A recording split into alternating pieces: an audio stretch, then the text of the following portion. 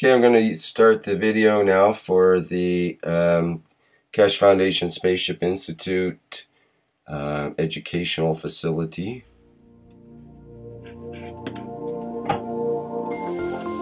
Where does humanity go from here?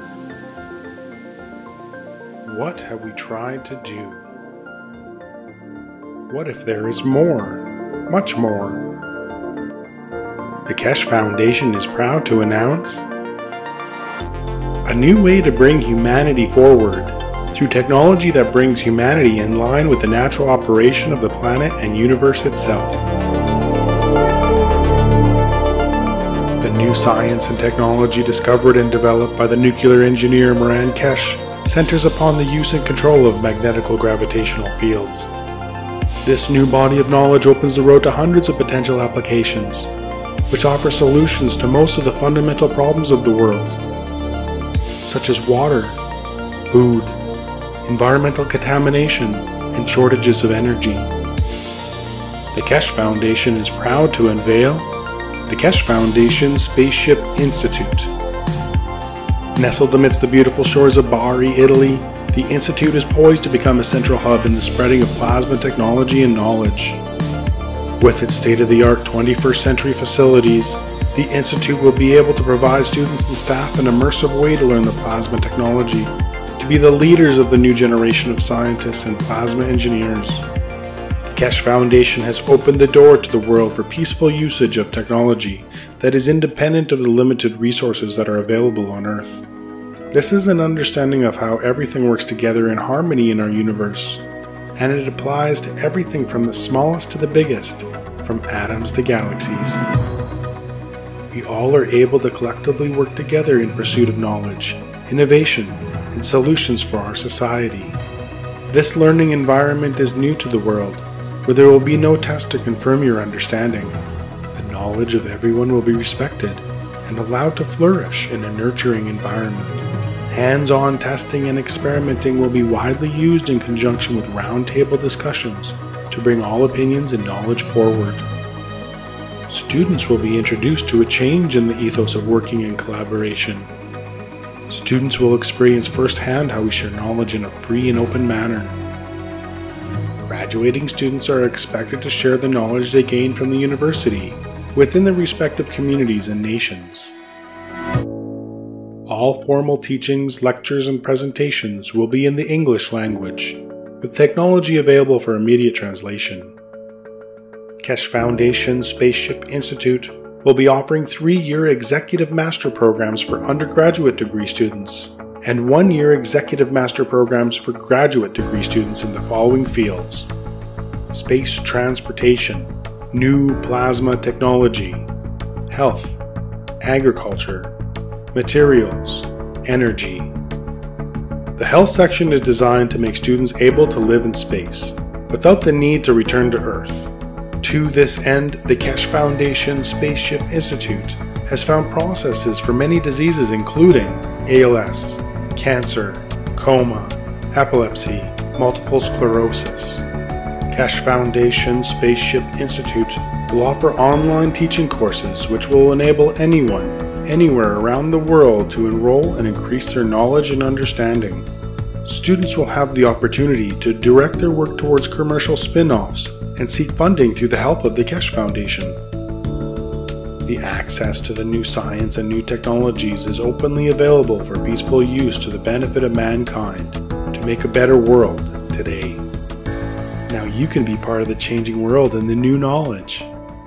All commercial spin-offs are intended to be open source and patent-free.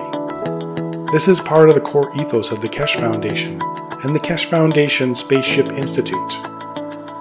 Keshe Foundation Spaceship Institute will have its official inauguration on April 21st, 2015, with courses commencing soon after on May 4th, 2015. The students of the Keshe Foundation Spaceship Institute will be the leaders of the future who will make changes in all areas of space technology, science, medicine, agriculture, and energy.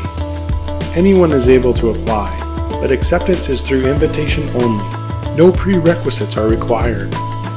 We will be accepting approximately 250 students for the 3-year Executive Master's Program and 120 students for the 1-year Executive Master's Program. We welcome humanities participation in the knowledge of the Keshe Foundation Spaceship Institute.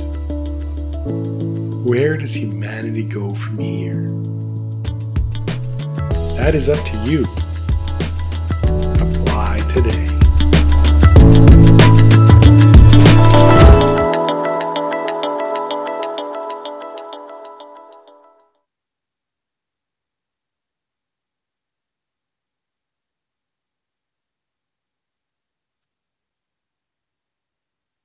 Okay, that's our opening movie for the Spaceship Institute in close to Bari, Italy. And it's the new Keshe Foundation Spaceship Institute is what it's called. And some of us are looking forward to visiting there in April at the opening. April 23rd is the official opening. Okay, welcome everybody to the 55th Knowledge Seekers Workshop of the Keshe Foundation and Spaceship Institute. And today we have a number of topics of interest. We'll have Ralph hopes to present his new musical instrument that he's developing, and he wants to get some feedback on the use of nanotechnology in the development of his instrument. And we have a couple of videos from Ivan, who's got something to say about nanomaterials and magnetics and so on. And we hope to hear more about the university and the structure of education in the new Keshe Foundation Spaceship Institute educational facility, and how that works online and with the folks who are participating as teachers and students. So let's go into the workshop and see if we can connect with Mr. Keshe. Hello, Mr. Keshe. Are you available there? Yes. Good morning, good evening, good day. And this week we have a special Happy New Year to the Iranian community, which celebrates the New Year. And at the same time, we wish you all a wonderful time wherever you listen or what time you listen to these recordings. There are a couple of points which we have to address, and we allow the people in the foundation to announce these changes or what is about to happen or what we are looking for. And we go, I think, to Winston Rick to make the announcement regarding the teachings. To start with, would you like to take over?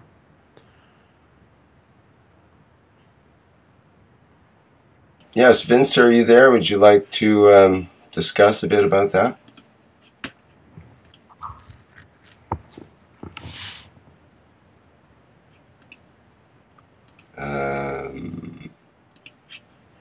Not hearing you, Vince, unless you're... oh, he's got a sound issue.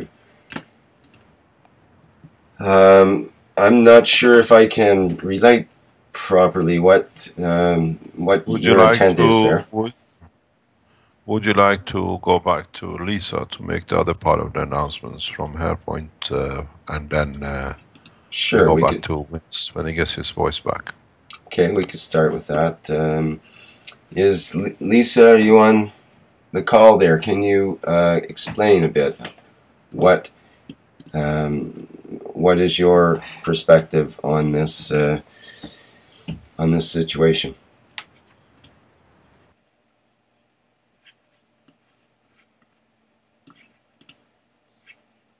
Hello, Lisa, are you there?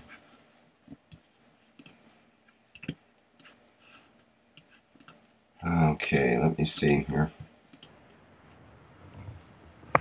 It seems that when it comes to announcements, they lose their voice.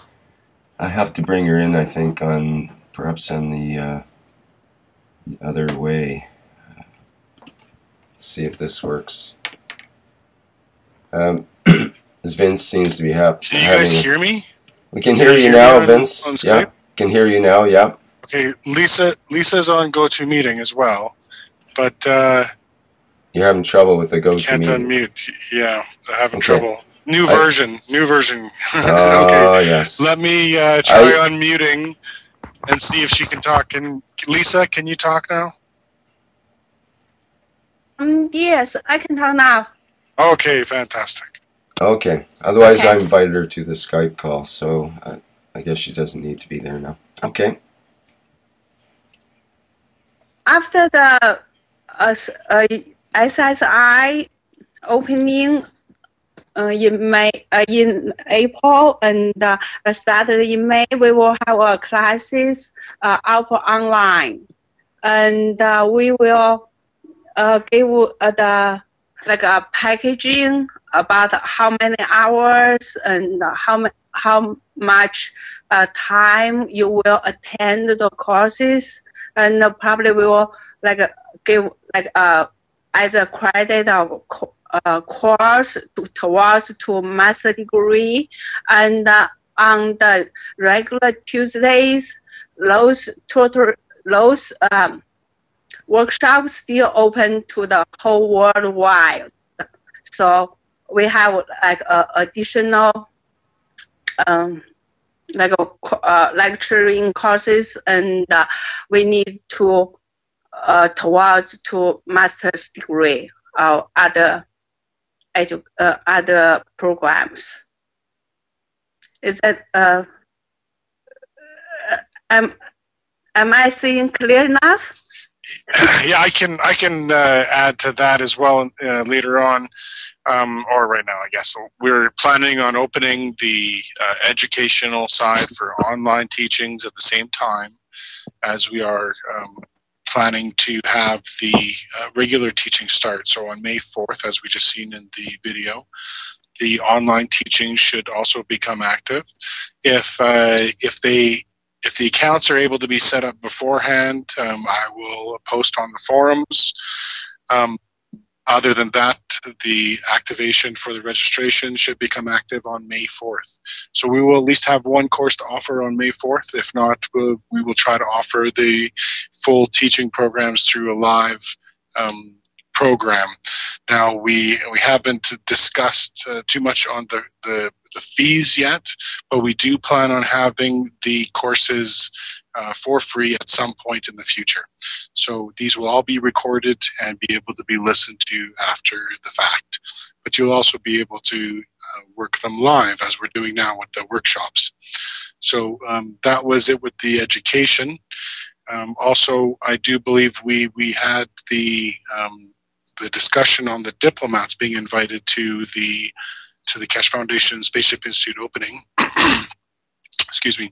And we have decided that we are going to invite their souls to be able to bring this to humanity in an open and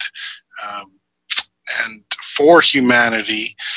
We decided that the diplomatic end of things, they can be there in spirit and soul, and they don't have to be there in person.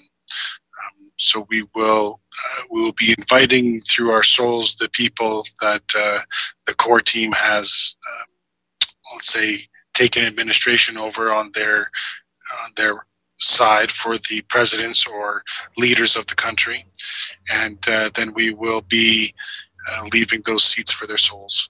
If you have any questions, please let me know.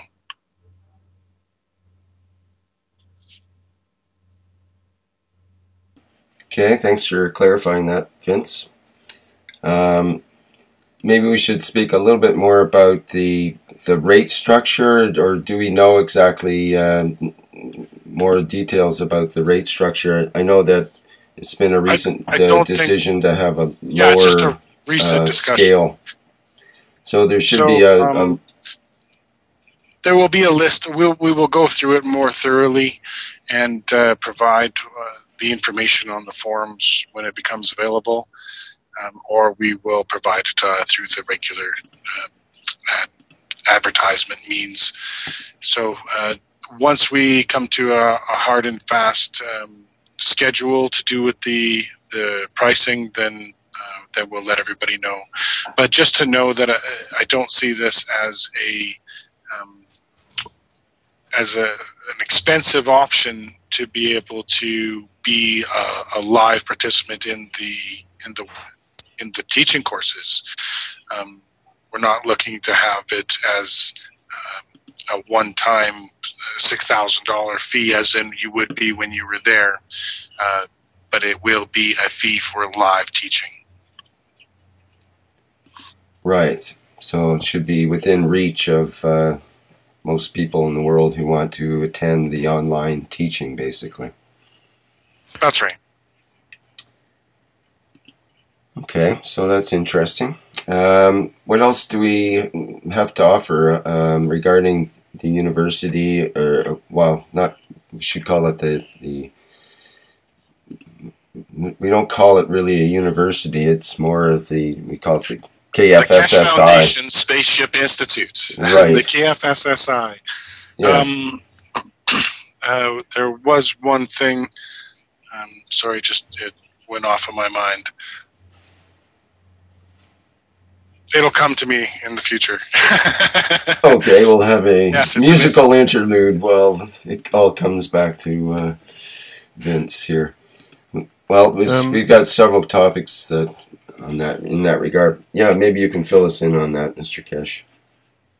The process which is considered or is under consideration is that you can apply for master degrees online, and in spite the other process of teaching, you can live attend each lecture, which goes on every morning between 10 and 1 o'clock Central European Time, Monday, Tuesdays, Wednesdays and Fridays. And then on Thursdays we have, like now, open discussion tutorial for anything new or anything which is discussed in the lectures. It is a master degree evaluation, which is to give you executive master degree. We are looking at the moment at packages of like €30 for 30 hours of lectures, which means every 2 weeks you donate to the foundation minimum of €30. You can extend it if you like, or you can keep it the same. And when you reach certain number of hours of lectures and you can fulfill the whole session in your time, then as a master degree you submit your thesis in the way you learn what you learn, and then you gain your master degree. You can be a housewife, you can working night shift, day shift, you could be different part of the world. You become a space scientist, in a way of a spaceship scientist. We teach exactly the same way. You can attend the workshops in the afternoons on the same process, which in fact in the coming time we plan to allow the teachings to be free, but you can still join the process to attain a master degree. As there are no background to this science, nobody can evaluate how much and who has learned what. What you contribute into society by what you learn counts in next year, next 10 years, or even through your grandchildren, what you taught them from what you learned at the institute. The process is extremely made easy that every person can tune in and learn. We do not expect any difficulties in the level that we can broadcast as live in maybe different Keshe foundations around the world can translate with a few minutes delay every teaching. It will be kept on a secure basis as Vince will set up the process for it. This way, even when you become a student online, part of the agreement you make with us is the same. You have to sign a World Peace Treaty.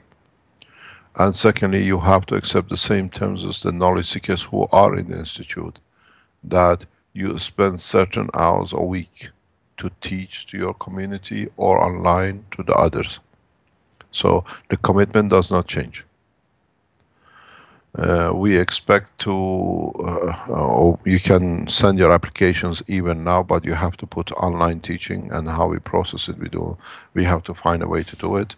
A line will be put on, most probably a link for online teaching, because with online teaching we don't need to vet.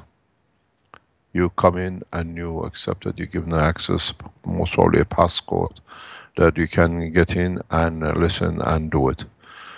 So it's much easier. It's just that we provide the links to you with your whatever system is put on by the secure system with which that cannot be what do you call it, misused. There is a point which I was discussing with people in the university media section that are responsible for these things, is that we have received a number of application forms from people who would like to be in the master or what do you call executive master 1 year in MA and executive master in October. These people have the science and capability and they qualify, but they need financial support and a sponsorship. At the moment in the May session we have 12 people apparently, as far as we can say. The vetting has been done or is getting done, and if you want, you can sponsor a scientist or a Spaceship Institute knowledge seeker. It's literally adopted scientists which we had before, but now they come physically here, and you can ask them to teach you, or you can allow them to teach in different ways to your communities the way you plan it. We have received a number of requests from professors and lecturers around the world that they want to bring the technology as part of the teaching live into their universities. We invite you and we accept you. We are trying to set a process up how we can do it. How it can be done, that all the lectures in universities are downloadable live, that it can be used as a lecture time if they want to. We will respond to this within the next few days once we see how the apparatus of the teaching online will go. Facilities will be made for universities to be able to pass the information and the technology and knowledge directly. But this does not mean that we do not need the students to be knowledge seekers in the institute, that the first time they become the teachers in their own universities, in their own country. We need at least 10 to 15,000 knowledge seekers on a full-time basis to be able to teach 7 billion. In a process which we have started, that they can translate the technology. Keshe Foundation Spaceship Institute stays as part of the Keshe Foundation's total umbrella, which means whatever is learned in the Keshe Foundation as totality and commercialized or to be developed will be brought on the umbrella of the Institute directly, and already the first 2 spin-offs are on set to go in the next couple of weeks, which means we will start our spin-off immediately, even before we start the Institute. We are waiting for a kind of even negative response from the Japanese government within next 7 days in respect to the test is done. As I gave an interview to Kerry Cassidy last night in the Camelot channel, is that we cannot accept silence, or we do not accept negativity that it does not work, or whatever it is, to do a cover-up or trying to avoid to respond to how the technology is developed. The reason being is that 4 different tests in different times has been done by Japanese authorities in the plant and on the materials which were shipped to us. The results were there that it justified further tests. So there are positive evaluations. We have to wait for the Office of the Prime Minister of Japan, or TEPCO, or Ministry of Finance of Japan, or authorities within Fukushima to respond in respect to the tests. We know there results, and you do not spend several times tens of millions in testing when the first result was not correct. So we know the results will be positive in some levels, and it needs more development in conjunction with our friends and colleagues in Fukushima. If this report is released, we do expect immediate transfer of knowledge worldwide to all the nuclear industries.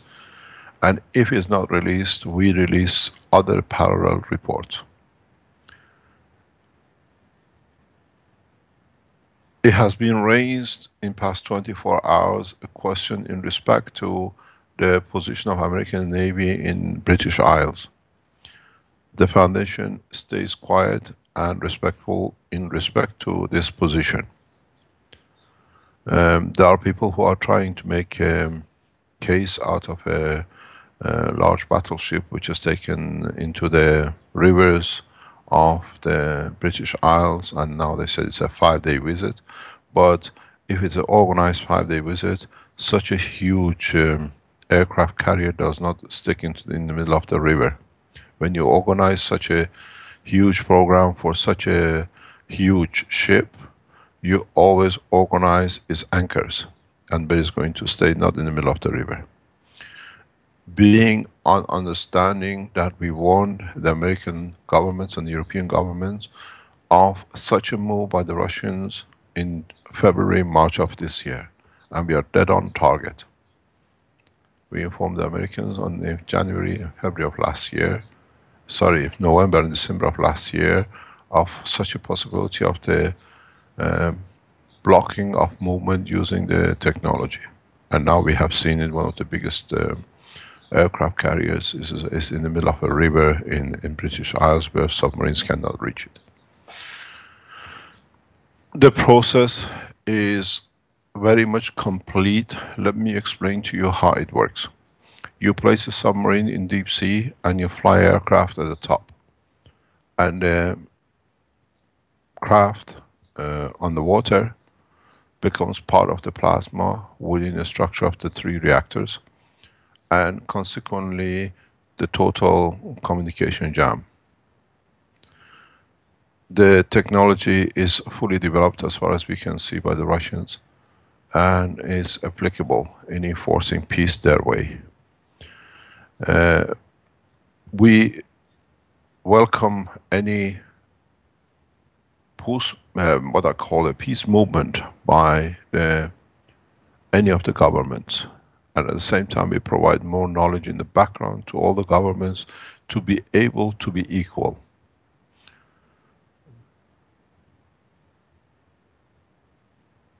In due course we will make announcement in this respect, if and how and when, but as I said before, we inform the American authorities and government of such a move by the Russians and possibly other nations to enforce peace through disarmament of the most advanced technologies. So we have started seeing the dividend, peace dividend, through the development of the new technology.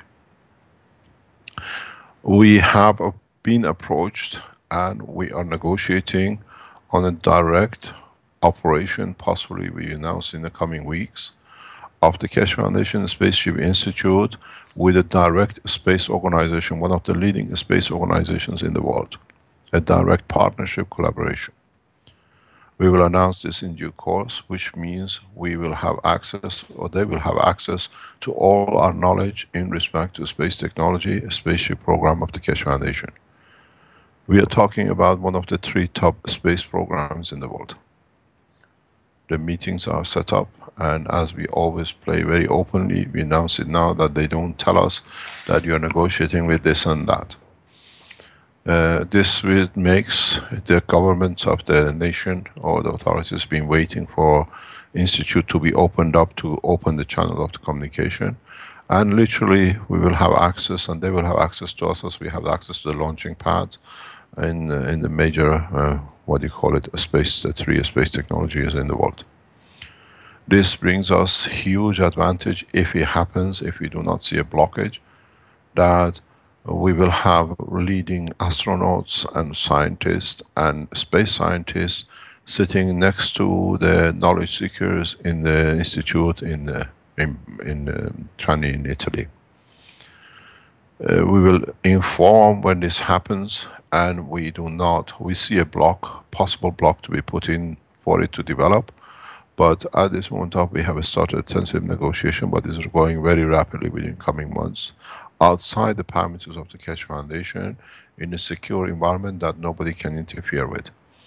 So once we get a clearance, the announcement will be made by the national government in collaboration between the Keshe Foundation Spaceship Institute and one of the top 3 space scientists or scientific organizations which launches regularly into space.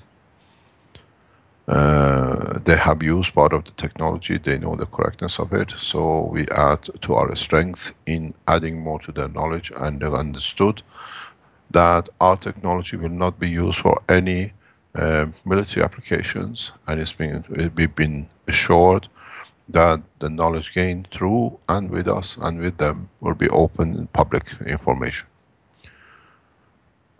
This will put a lot of pressure on other organizations in other 3 or 4 nations which are space developers, and in a way forces them to come into some sort of a gel to see where we can go. We've been approached by the highest level people in this respect, and I have authorized a green light to go ahead to complete the negotiation. What this means, the knowledge seekers who join us, will become part of the structure of the World Space Organization, this was the original plan of the spaceship program.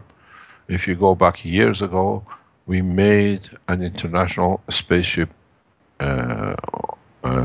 organization with the flags of every nation which had the capability to go into space, and the NASA flag was next to the Iranian Space Agency flags, and the NASA guys got a bit too arrogant in their position that why should the Iranian flag be next to NASA. And for that reason I received the official confirmation, can you please remove NASA's sign from the paper. So we said if we move one, we move the rest, and Dirk Lauressens and we decided to take it all off. And now we're putting it back on. And now we start with 3 nations on the flag, and we see who else will join the flag of the humanity. In a part which Vince explained about the world leaders, I have explained this to the structure which we announced on 21st of April. There is a confusion between people between 21st and 23rd.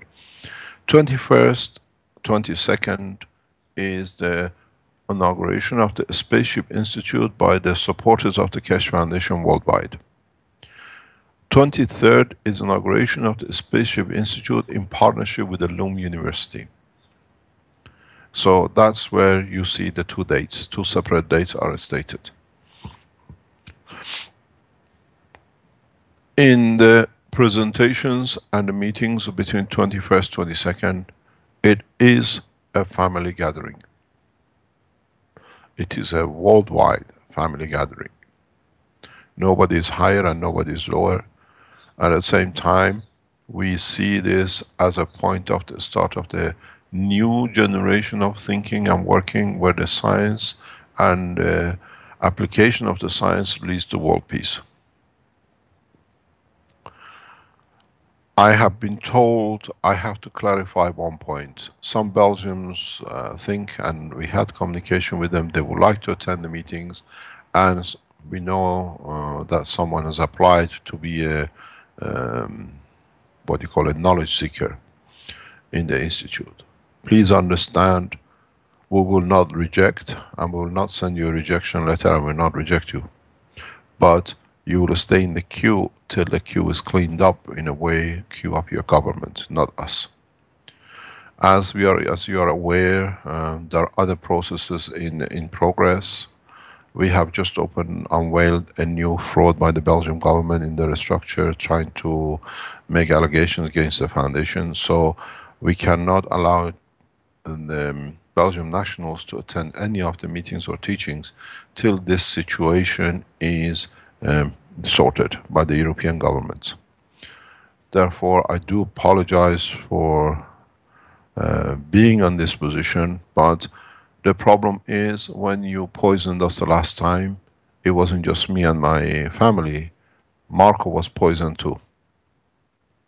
So other knowledge seekers are in danger by you attending, all people in the government of Belgium in different shape or form trying to attend. It's not just us, it's just the totality structure of the institute. And we apply and we ask you to withdraw from attending because, as they say, refusal will be your shame, not ours. You did not have mercy on a child, a woman and a man. You even meant for the knowledge seekers. Because we get touched by it all together. So please understand, do not try to test us because you will fail, not us. We protect the human race, not a failed system.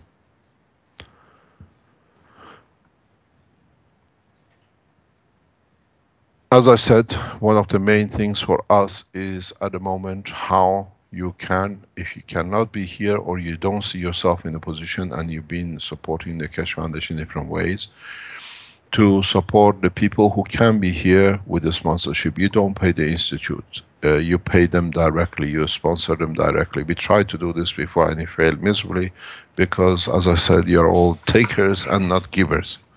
You're prepared to come to every lesson, listen to every lecture, you download, we see a huge number of people everywhere, but when it comes to allowing it to be done by the others, you decide to do it yourself. And we've seen these people attend themselves instead of making room for the others to be there, to be able to develop the knowledge further by the ones who are more capable. Out of whatever we don't understand, but the foundation is going in a direction that selfishness has to be put aside. Totality counts.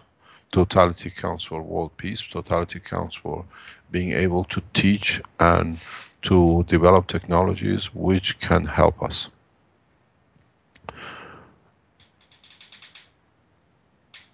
I think I have made myself very clear in these points. There is a position which I was asked to clarify about the teachings we are doing. Please understand, just because we started these Thursday teachings does not mean we only teach on Thursdays. A lot of in-depth teaching has been going and goes on in the Chinese session, in the health section, in the Spanish section, and with the children section. We do not bring all the teaching to one, and then if the piece of information is missing, is taught in other sessions. So as we do teach everything here in the institute as a package that you can see relationship between each other, we have brought this to the ethos of the Keshe Foundation, that we are all equal. So I started teaching more and more in depth in the Chinese session, in depth more in the health section, and more in depth in the Spanish session. I've seen emails from scientists and other organizations around the world that can we have like our own, like the Chinese or the Spanish session. I'm a man with 24 hours and I spend a few hours in resting the physicality. And at the same time we have to teach, and I have to keep the whole thing with the organization of the Keshe Foundation worldwide and all the other things which goes with it. Do not rely on me to be there to always to be part of the teaching. In the coming time, the teachings will be done by people like Marco, Armin, Vince, and the others who can translate their level of understanding into the addition of the science. I have a physical limited time, and that physicality has a clock which clicks. So you have to start being prepared to do the teaching yourselves, among yourselves, through the institute or outside the institute. We have a huge misunderstanding, and that is the technology belongs to the humanity. and not to a few groups or few people. It's you who fail yourselves, not us. We do our best to teach, and the people spend their time and every effort to be able to develop and expand the knowledge.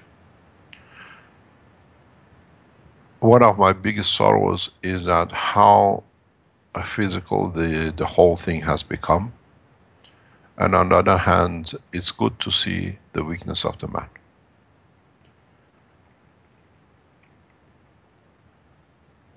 We will show things and systems in coming time and days as the knowledge is gained by the knowledge seekers around the world.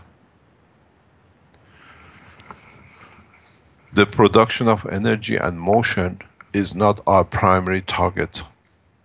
The target is to bring as many people as possible, that they can develop as many different systems as possible, that in totality, with a collection of different knowledges, with different systems, the same target can be achieved.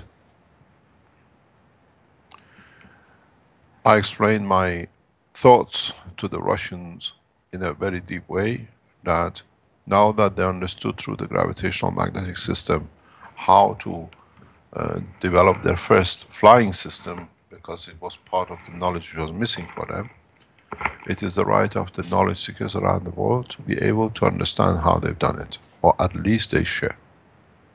I can open their design and make it public, but that's not my job.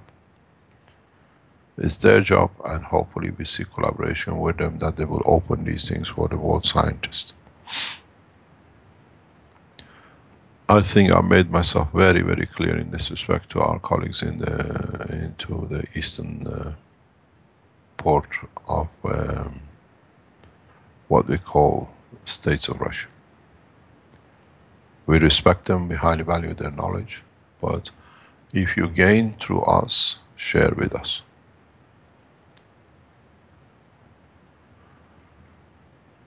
Is there any question? Mr. Keshe, there was a question in the live stream regarding Ger Peter says the Belgian government works closely in concert with other governments. Are there other nationals on the blacklist? There is no blacklist. It's a protection list. Don't forget the ex-queen of Belgium is Italian, and another member of royal family just married to an Italian. We have no problem with the Belgian nation.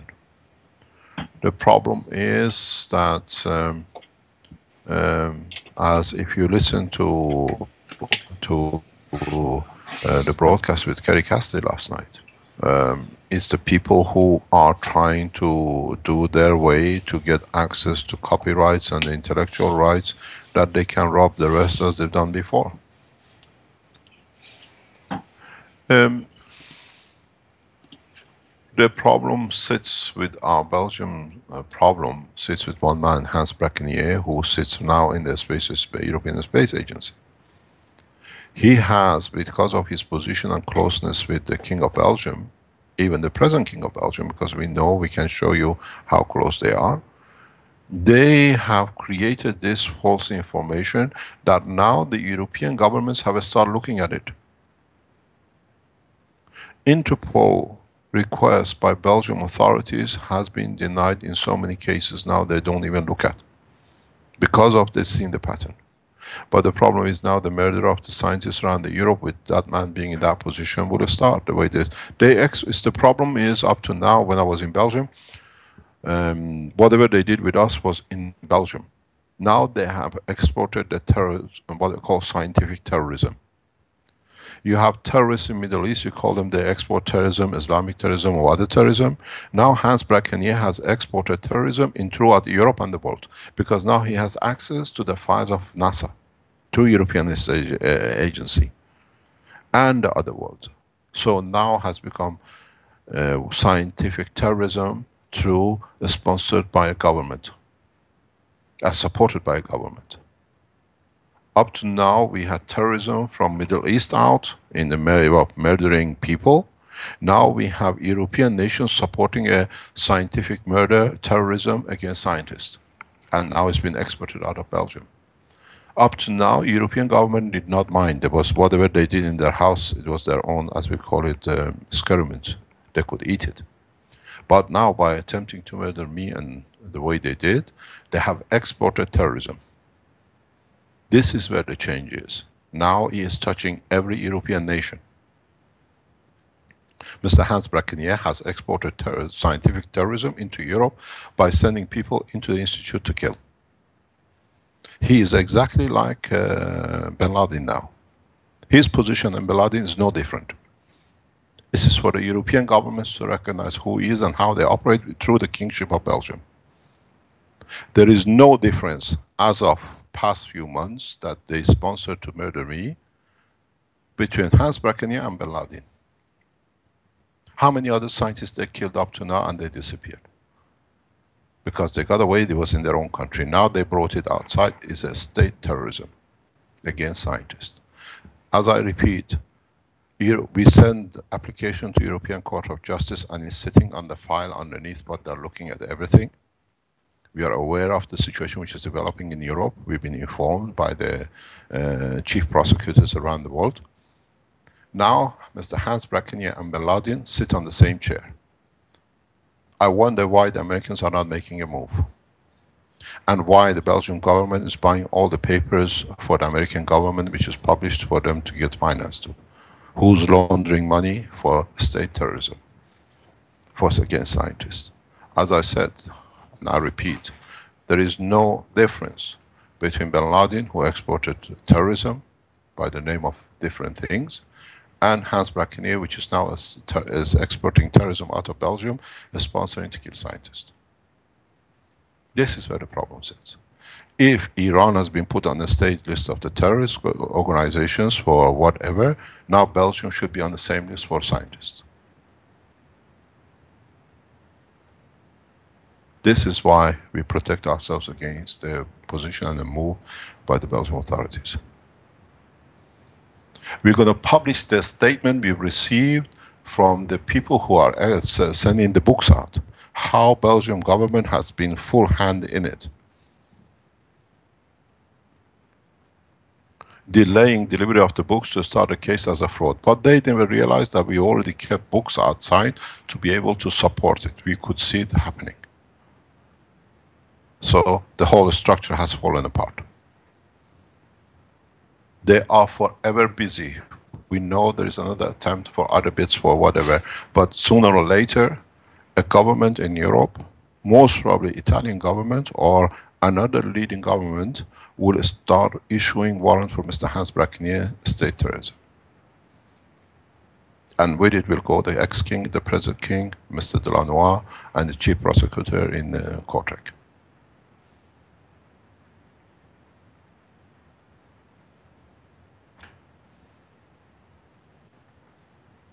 You will see another summons will be issued very soon, and we'll put it again in public domain.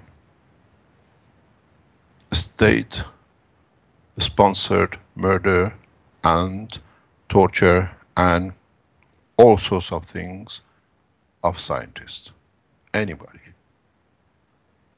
Anyone who develops anything in nanotechnology, space technology, and advanced science in electronics, which touches IMAC, which is the Mr. Hans Brackenier sits in, will be touched. You don't give it, he will kill you. Why European Space Agency has allowed such a murderous man to be in that position doesn't mean they're all in the same game now. We are very open about it. And if they play a game, we put other space agencies on the table who will support us.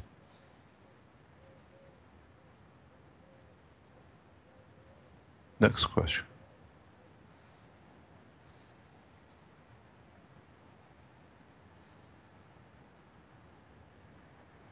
Somebody has written, if you want a list of scientists they killed for the past 20 years, it is a long list.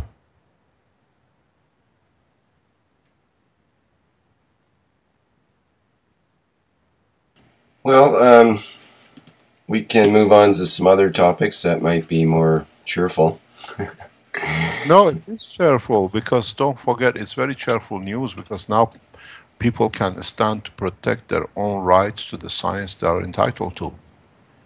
We are denied a lot of knowledge that it can help a lot of us. That's because true. some people will to benefit by it. At least people can see there is no negativity into it. Actually, these people are serving the humanity better because it's opening the eye of the man in how he can be benefited by sharing knowledge correctly the way we do. It has to be this way. But till you don't see darkness, you don't appreciate the beauty of the light. Example of it is what you're trying to put on now, how a nanotechnology or GANS technology can be used for music. We never thought of it to do it that way. Now people come in, they're open, they want to test.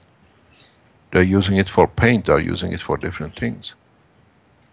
We're going to announce very interesting point in a very short time. Again, how damaging this process has been for the development, but it has helped us to develop more further information.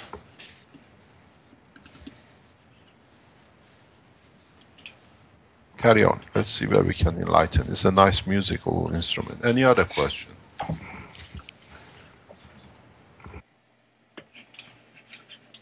Yeah, I think you've covered that that topic fairly well, Mr. Keshe. And is Ralph on the go-to meeting, Vince, or Ralph? Yeah, I think Ralph is here. Let me just check again. He mentioned he had an audio problem too, but maybe it was part of the other audio issue that happened. So I had muted everybody during that so that there was no interruption.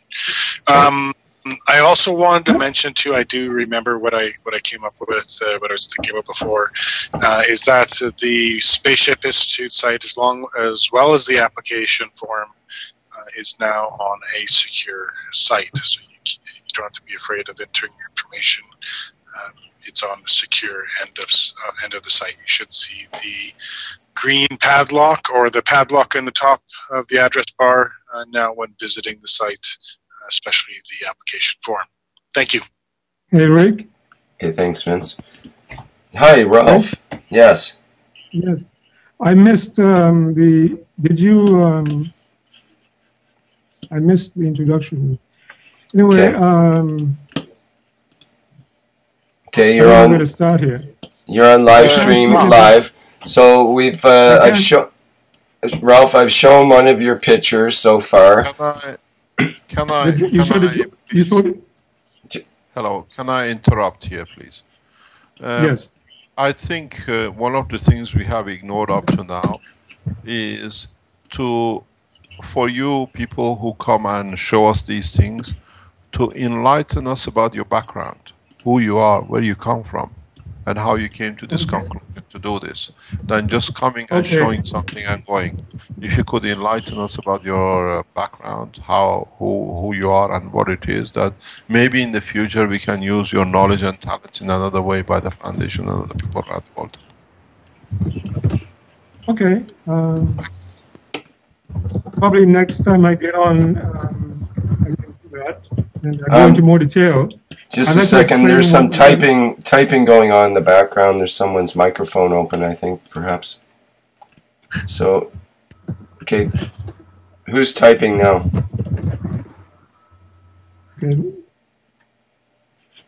Okay, we need to mute that. Okay, go ahead, Ralph, sorry. Okay, this is a bad start here today. Okay, so yes, we do, the discussion had come up in the past on the kids workshop about the need for games and so on. So I thought I would introduce this. My question is, how would is there a need or application for music in space industry? Yes, music is a fruit of soul. Okay, good. Why not? Great. So I'm not seeing anything here, so I'm just going to try to. At first, Ralph, why don't you tell us a little bit about your background and how you came into all this and so on. My background is I'm not specialized in anything. I moved from job to job, from career to career. I don't have any special no career in music, no career in engineering or mechanical engineering or music. But I just had this idea as a kid, and I decided to. Right now, I'm doing security work. I've worked in electronics for a brief period. I studied in that field, and I was born in St. Kitts in the island one of the British islands in the Caribbean.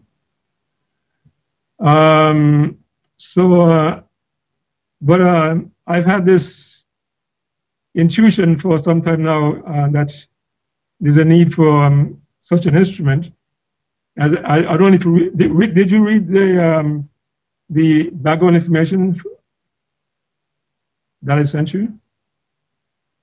I didn't read that out loud here. No. If you can, yeah, just read that briefly. And, that may be difficult for me to reach right now. I can try that. Okay. I have to get into my mail application.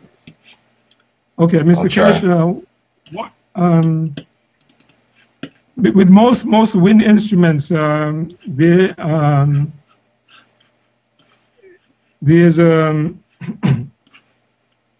wind instruments requires different keys and or keyholes and similar facilities for creating music. And each time you change, each musical piece works in a key, a special key called signature.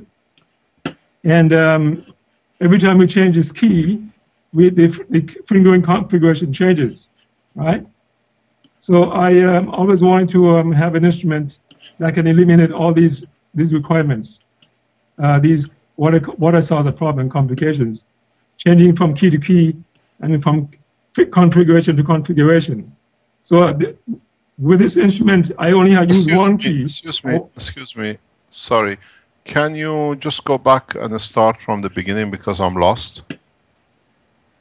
If you want me to clarify something. Yes. All instruments, as far as I know, all musical instruments, wind instruments, or even any other instrument, requires in playing a musical piece, you work in a certain key. Let's say key of G or key of C or key of F and so on. That's a signature, and each key, when you move when you shift from one key to the other, the fingering configuration on the instrument changes, right? So I thought this was a problem, and I understand that. And I used to play keyboard. Yeah, I understand what you're trying to explain. I used to play keyboard for nearly 10 years. So I understand. But what you're trying to explain, can you go in more detail, please?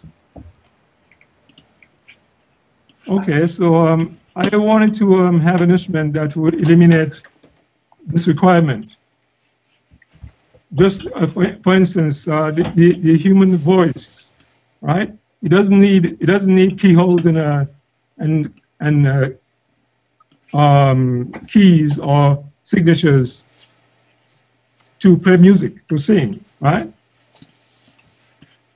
So I'm very much. It's beautiful. So I'm trying to implement this same structure, the human vocal apparatus, to create an instrument that would eliminate all the need for different fingering configurations on the musical instrument.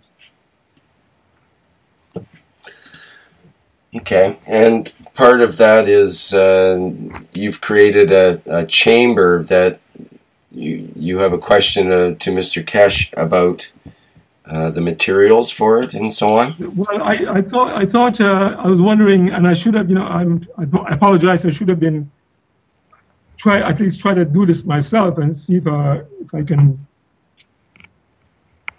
I was concerned about the effect that nanocoating would have on as the wind passes through the instrument.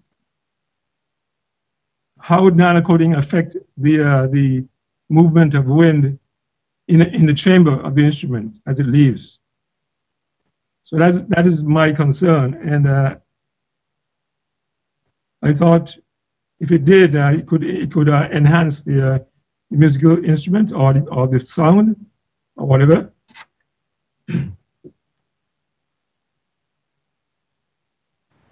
So this is what I'm trying to do. What have you done? Can you explain to us what you've done?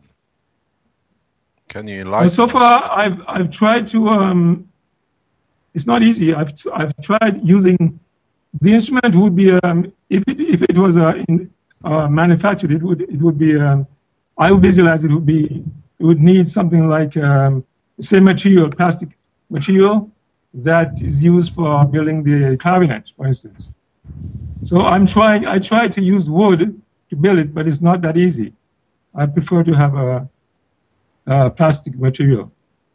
Anyway, it will require having something like an embouchure, where the sound is created as it leaves the mouth of the instrument. So does it need to be a wind instrument? Does it need to be a wind instrument? Oh, that's a good question. I never thought of that. But yeah. So my problem is I don't have the equipment and the facility to, for instance, to build. I could have taken it to a shop and have them build the bell. I need to have a bell on the instrument to channel the sound as it leaves. And I can't build the bell on. I don't have the equipment to build a bell. So, but I think the instrument should be made out of plastic, similar to the clarinet. I think if we used to have, when we were children, we used to have, what do you call it, big pen. You remember the big company making the pens? Yeah. And we used to make holes in it and make a flute out of it. Yeah. So it should not be that difficult nano-coating one big pen and not nano-coating one and making the same position holes precisely the same way, and you see if you can hear a different voice, different noise. I'm sure you will. That's very much inevitable. But the other thing is, because when your body is made of nanomaterials itself, your skin is part of it, and the wind which you blow out is partially GANS. Would this sound the sound of your soul too? Because everything is based on what it receives. Up to now, you touch GANS with the matter. Once you nano-coat it, you blow into a plasma condition.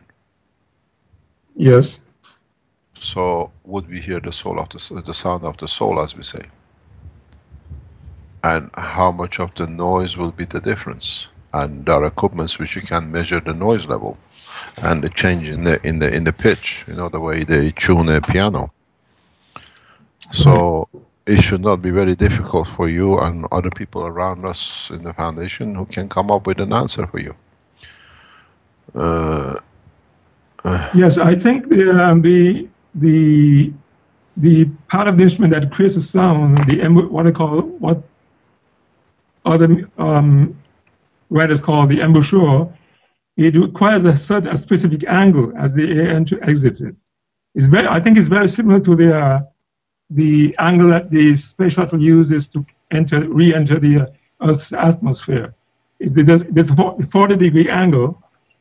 I'm just using an analogy, and that angle, there's very limited tolerance with that angle, 40 degrees as it enters the atmosphere, and if it's steeper, it burns up. If it's too shallow, it bounces off like a stone on water.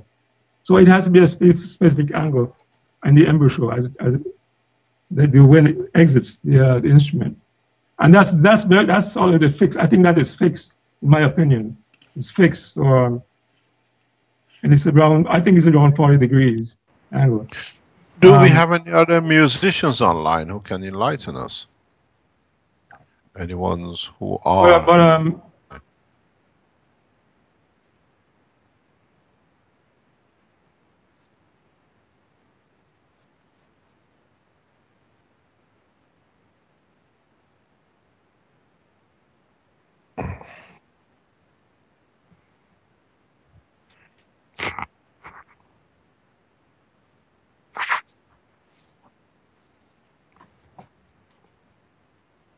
Well, yeah, the reason why I know it can work is because I can do it with my mouth, you know.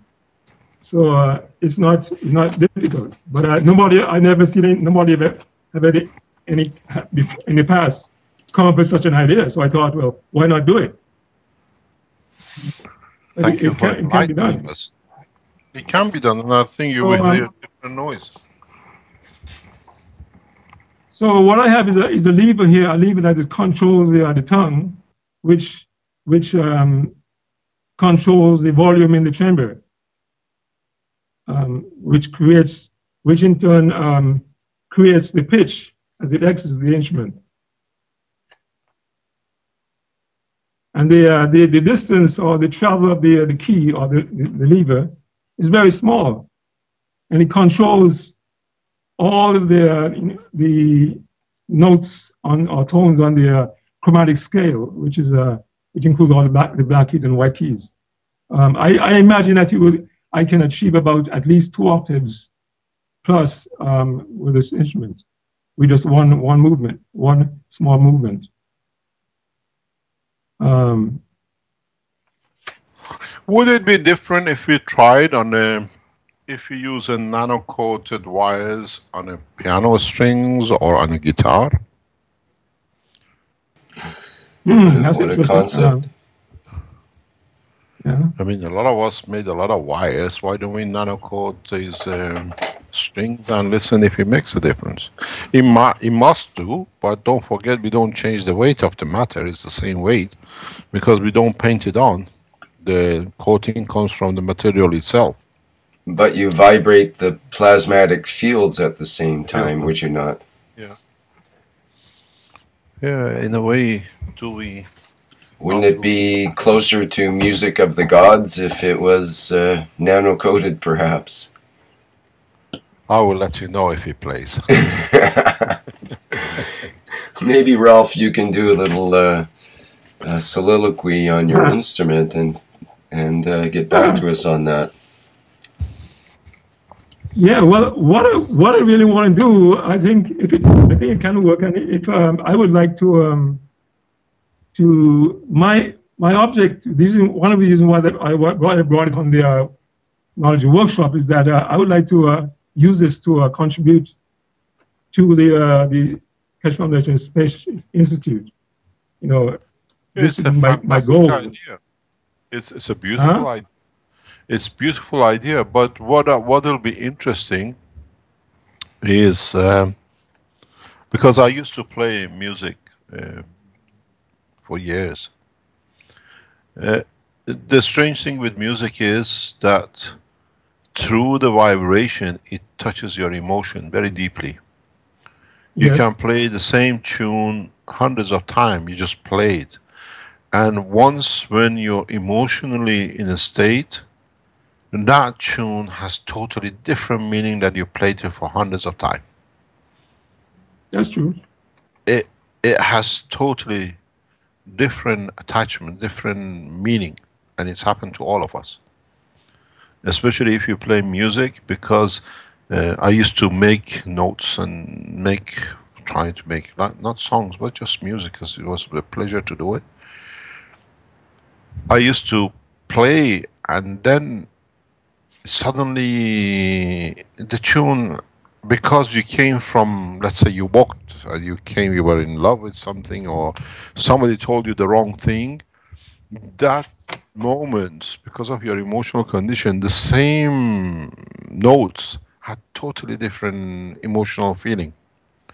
I wonder if you change the chords to a nano chord, let's say the guitar string or a piano, would the noise touches the emotional feeling totally different as well.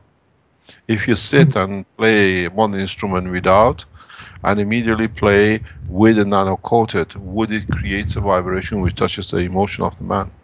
Would we make people more happier with the nano-coating? Because it's more in tune with their body. That would be an interesting study. I think we have to do. What if you had a whole band with all the instruments were nano-coated? You know, what about if you make a nano-coating as speakers? Mm-hmm. What about the moisture? Into vibration. Well, I did do. Go ahead, Ralph. Sorry. What about the how the moisture always develops in instruments like these, where it is enclosed? How would it affect the nano-coated material? What do you mean? Can you explain? How the moisture always condenses in most instruments, wind instruments. You know, you get a condensation of water, vapor. How?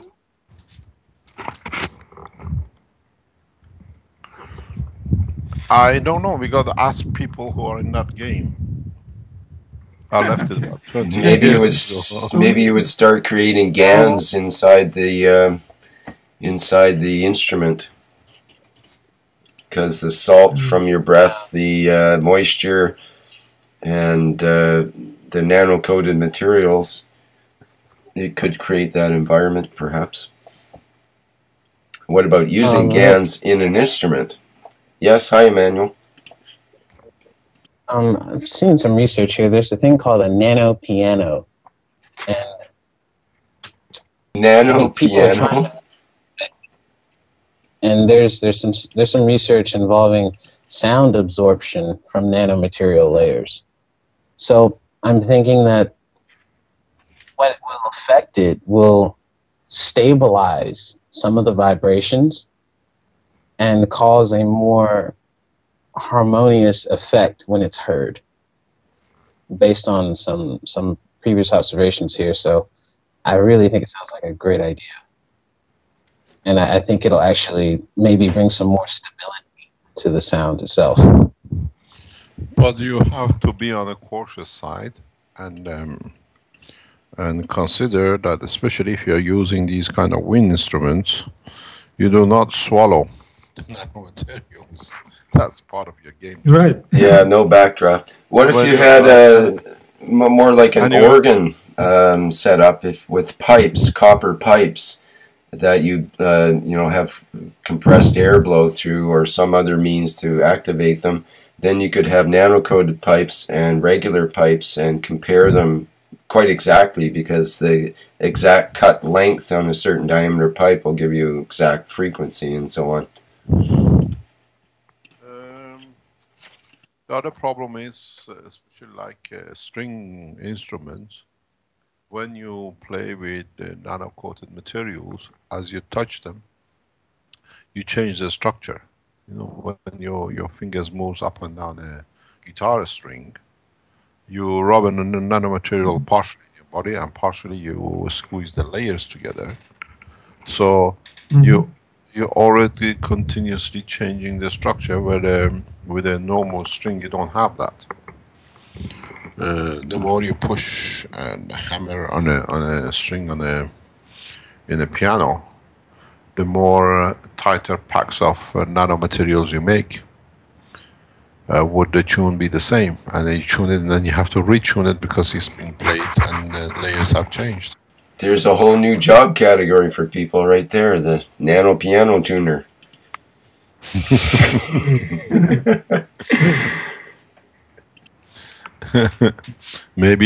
Actually, you'd be able to accompany that with nano-coated walls that will actually give another effect as they bounce off of the walls and keep the sound in a certain area. Like, say, inside of a guitar, or inside of a piano cover. To the outside, maybe, and even cause an echo to come back off of a nano container as well. Just things like that. Consider that. You got, I think something you got to consider, which we have seen, and you will come to understand very quickly with these things, is that once you use a nanomaterial, you create what you call plasmatic lensing.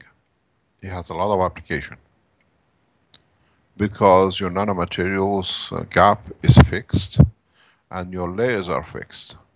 So you create a bandwidth, what you call filtering. So if you nano-coat, let's say plastic, or nano-coat the same plastic in different kind of caustic, you will find different noises and different conditions. This is something which you cannot ignore. You create a filtering system with the nanomaterials. In time, I teach you how to do filtering the same way in the star formation.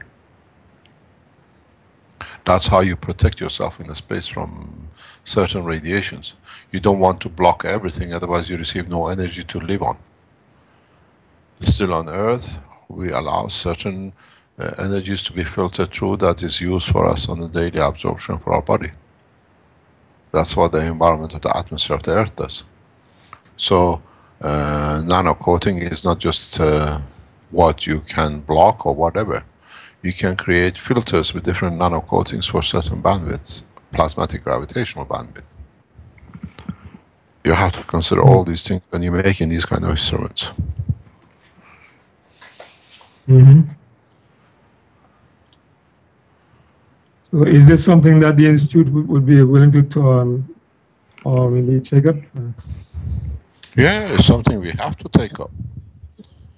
Can you imagine a space without music? Well, it's interesting that there's an article in Popular Science that just came out 2 days ago that mentions, it's in other articles too, it's that the stars might be singing. And the article tells about how stars give off an actual sound, and it's a very high frequency. It's actually around 1 trillion hertz. Why they don't call that a radio frequency instead of a sound? It's a different type of frequency than a radio frequency, though. It's an actual pulsation of 1 trillion hertz, which is millions of times higher than we can hear as humans. But apparently, this is what they found, that this sound is very distinctive. That's on the surface of stars, and it's funny this just came out. So maybe that can tie in somehow. And they say, of course, that sound can't travel through space because it's a vacuum. But I would say space is not a vacuum. There are always hydrogen atoms in every cubic meter, a few of them at least. And as Mr. Keshe has mentioned before, the plasma field of a hydrogen atom can expand in a vacuum out to a cubic meter, for example. So in fact, all of the hydrogen atoms of the universe are connected together, and perhaps a sound from the other end of the universe can travel through that network, and in fact maybe even instantly, because it's not relaying on compression so much as a plasmatic response from the, so it would be more instantaneous. And I've heard that saying before, that sounds can actually travel through the universe virtually instantly. So it's kind of a funny idea. I don't know if Mr. Keshe, if you run across that. And also we have the ancient idea of the sound of God, or the sound and light are what creates the universe. So sound actually came first, I believe. That's the vibration, and then the light would be the interface of vibrations that would cause the friction that cause the light. You have to understand a simple principle. We have spoken about this before. And as I say in the book number 4, when it's going to get published, we have explained in a simple way how the light is created on the surface of the stars. So what it is that, like Earth, the Earth internally creates its own gravitational magnetic field. So does a star. And then in a condition at a point of the material interaction and plasma interaction, which is on the surface, which are made of the plasma, especially in the case of the stars, two magnetic fields of the plasma on the surface and the gravitational magnetic field which is created in the center of the star hit each other, leads to the creation of the light on that star. That's how light is created on the stars. By friction of the plasmas against each other, which are on the surface, their gravitational magnetic field, and majority of it, some 90-95% of the light is created due to interaction of the gravitational magnetic field which comes from the center in interaction with the plasma on the surface. This is exact system as in a further distance you have, for example, on the daylight with the Earth. Gravitational magnetic field of the Earth in touch, in interaction and friction with the gravitational magnetic field of the Sun creates the daylight, the friction of it. Whatever creates as a residual, which can be pulled to by the gravitational field forces of the Earth, inwardly becomes what we call light. We see it as a daylight. So the same process starts and is done on the surface of the planet. The interaction of the gravitational magnetic field from the center with the gravitational magnetism of the plasma of the GANS of materials on the surface of the star creates light. And part of that process of friction is noise.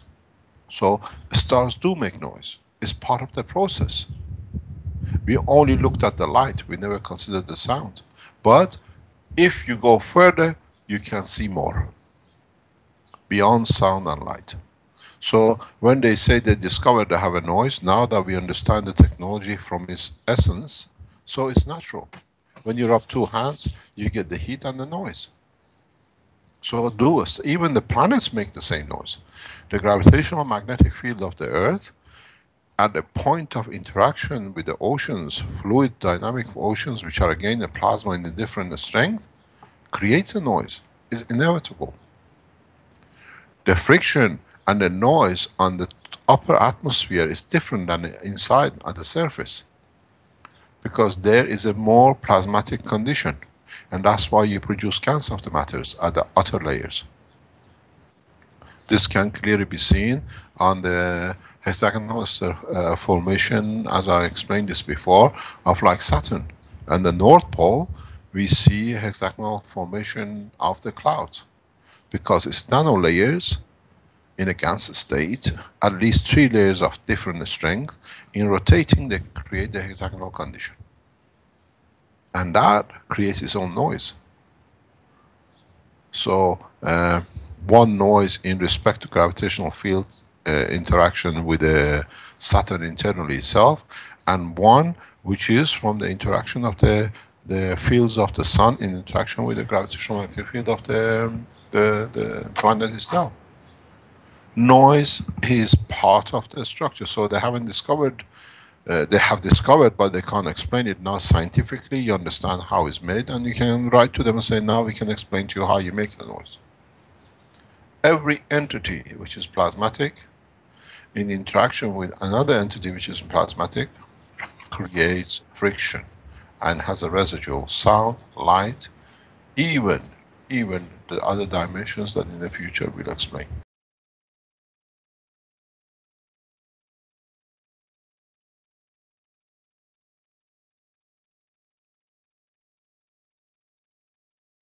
could publish the book number 4 if I had time. A lot of these things we have answered into that. Mm. Rick, did you show the other pictures? Yep, I've shown all the pictures several times there now, Ralph. So I think we've pretty much penetrated that. Yeah. The attempt that I made there to build one, that was before this present design. But even this one you're looking at now, this design, latest design, is going to be it's not the final design. It's going to be improved. I think what I try to do, what I need to do is build the device that creates the sound. It needs to be a separate part, so it can be just dropped in, you know, and taken out. There was a question regarding that blue part that we see. Well, the live stream will come up in a second here, but the third, the blue part, is like an insert that goes in. What's that made out of? What material is that? There was a question about that. Okay, well, the whole instrument, I visualize, if it's manufactured, it will be the same material as the clarinet, right? So it's the same material, but it's just... right, okay. So I just color-coded it. I just color-coded it just to show the distinction. Okay, good. Okay. There's no particular... And people are wondering how you would nano-coat the wood as well. But generally we don't nano-coat wood. But on the other hand, I wondered why not. And I wonder if Mr. Keshe might say something about that. So, I wouldn't build it with wood. Right. I wouldn't build it with wood. If I were to manufacture it, I wouldn't do it with wood. I would use the plastic. Right. But this was my attempt to see if I can build it. And it's not going to work the way it is now, the first attempt. You need to have the embouchure needs to be a separate device, so it can be dropped in or inserted. So it's already fixed, and it just inserted. Right. But it has to be designed in such a way that it can take it. It can be fitted in there. So well, perhaps you can work on it in the next week or two and show us the next improved example. I don't have that is the problem. I don't have the equipment and the facility to even make the bell, for instance, or but I think I could probably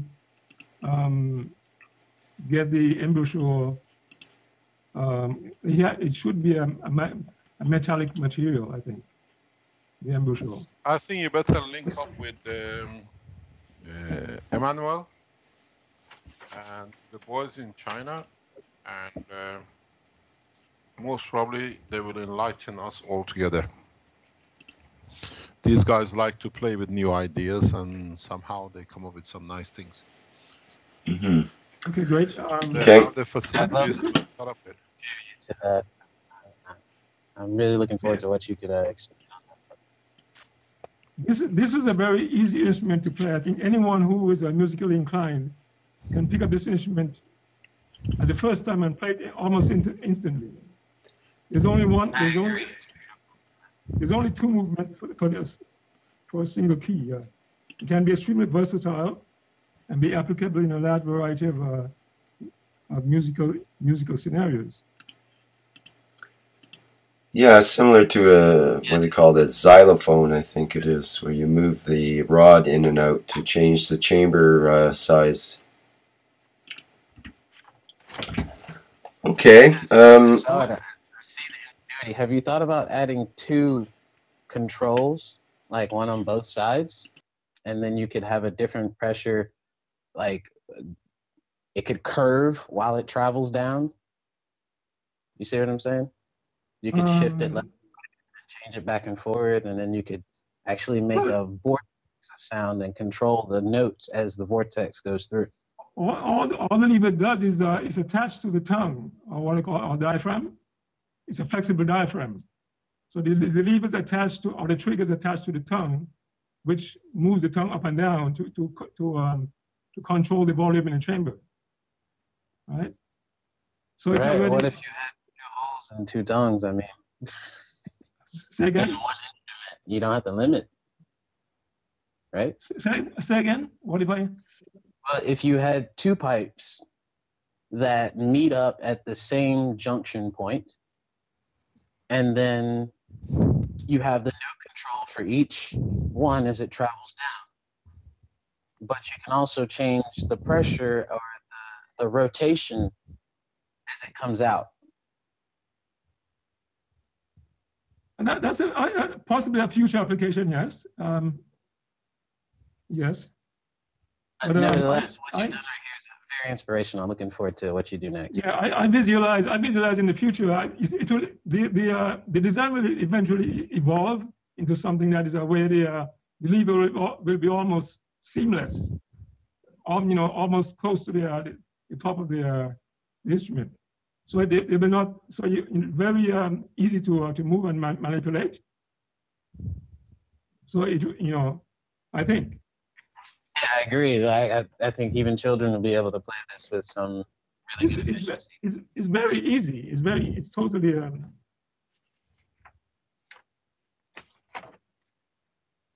Thank you for sharing this. We'll have to continue work on that project, obviously.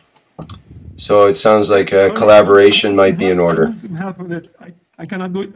I've been trying to do it by myself, and I purchased a 3D printer a couple of years ago, and I thought I could put the design in there, create the design, and print it out, and I couldn't get it to work. I couldn't get it to. So Could we have the 3D printer? We can make it work very easy. If you I'd be happy to give it to you. I'd be happy to give it to you. It's a MakerBot replicated tool. Yeah, no, I was just joking because this is Armin's favorite thing. Well, I would like to. That is the way of the future, I think. Let me explain to you something. When you talk about 3D printers, we spoke about this before.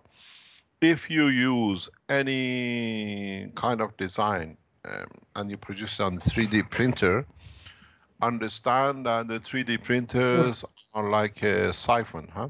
They are like a sponge. Everything flows through them. So there are ways to seal them, and in the process of sealing, you can create nanolayers automatically. One of the ways to do it, which is a lot of guys in the technology who do it, because when you make a nanopart like a wheel, or you make a part of a gearbox for a toy or a plastic, you're not concerned about how it performs in a liquid state or a gas state. But all the 3D materials are like a sieve. They're full of holes. It's the way they spread the plastic. That's true. So what you got and that cannot be avoided, yes. It cannot be avoided, but what you can do, you use acetone. You know acetone, which ladies use to clean their nails from varnish. You add very quickly, you can rub acetone or put acetone in it, 1 or 2 drops, shake it, and dry it immediately. And that acetone, because of the structure of most of the plastics used in 3D materials, it melts them and it seals them. So you get a sealed container, sealed containment. So if you use or if you design a system to be used for a GANS or for holding like liquid materials that you test, you always have to seal it. And some developers of the 3Ds, because we looked at this in depth a couple of years ago to buy different machines, they use a newspaper, and they put the acetone and wrap it in the newspaper, and then it evaporates immediately. Or you can put it in, it's very dangerous, but you have to know what you're doing. You can do it and put it in the microwave for 2 seconds, not more than 2 seconds to 3 seconds, and then you seal all the holes. But you have to know what you're doing, otherwise the thing melts in no time. The 3D printers, this is one of their pitfall at the moment, till this is the way it weaves, the liquid is dispersed on the structure. Yes. You know, when your system is sealed, the only test you can do with it is when you're done the sealing, you fill it up with the water, you leave it on the tissue paper, and you go for a long holiday, and you come back. Like you go for a coffee, you go for come back next morning, you see if the level of water is still the same, or your tissue paper is wet. Then you have to repeat it till you seal it. It's the only way. If you blow air in it, it's very difficult, but it's the only way it shows if there is a small seepage. Well, I certainly like to work with the Chinese Keshe Foundation and see if we can get it manufactured.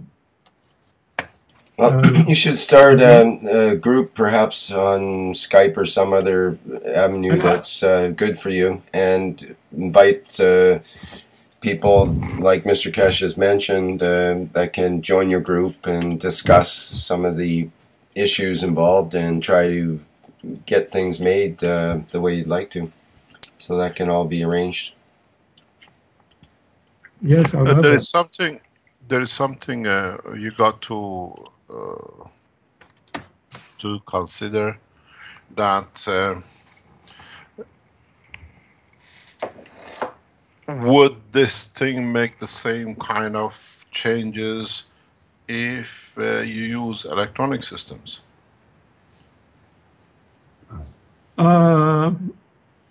Possibly. Yes, it's an interesting idea. What are you thinking about? Here's a question that just came up from Krasmir that's related, which says, Mr. Keshe, the ancient shaman traditions and modern sound healers have the belief that the voice and sound can transfer intention of the healer to the patient. Would the nano-coated instrument make a better transfer for the intention of healing to the patient? The voice healing has been part of the structure of human race from the beginning of time. And somewhere down the line, we do it without knowing, and then we forget about it. When a mother holds a child, what does she do to him? Shake him and whisper and sing a song, or just a tune. And the child goes to sleep. The emotion, the love of the mother is transferred through the voice to the child. And you find out each child, majority of them, go to sleep to a specific tune which touches their soul and their physicality. So healers understood this, voice healers understood this, but they covered it on a different direction. Our voice is our intention, is our emotion, and it's part of our soul. We get angry, we talk different. We get sad, we talk different. We express our emotion through the voice sound as much as we do through the reflection of our eyes, but does not indicate the state of the emotion. We can be very sound angry, but inside laughing. You see, they're frightened. Hitler knew this very well. Hitler used this methodically to create, and he used to organize huge crowds for this purpose. Use of the voice for his own self-satisfaction. And the more he marched on with his voice to the crowd, the more he got excited. And it's in his diary, he's written what he did to him, you can read it. So the noise, the voice has a direct effect on the emotion, and healers knew what to do with it. It's not ancient, it's so current, it's from the beginning of time till now. Even you walk down the streets and you see mothers, or if you're a mother yourself or a father, when you have your child in your arm trying to put them to sleep, you try to sing them the same song because that tunes with their emotion, and they find peace with it. There's a very interesting question. I ask this now that we are in this part.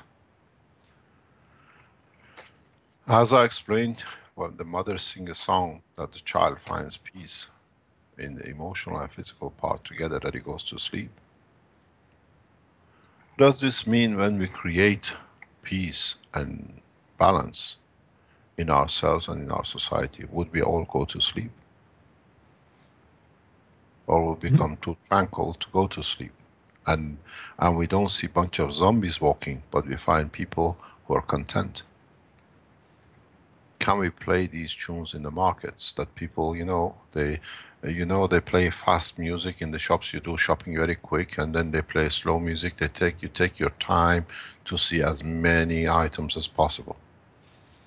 They have tested a lot of research on the effect of sound on the emotion of the man.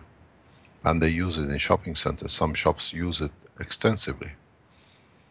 The chain stores, because I used to be part of these kind of structures years ago, consider what kind of music is played when. On Saturdays you play loud, fast music, because the traffic is so high you want to move them through. And they walk with their speed. Monday, Tuesdays you play very slow music because there's not that many customers. The longer you can keep peaceful customers, the more they shop. Mm.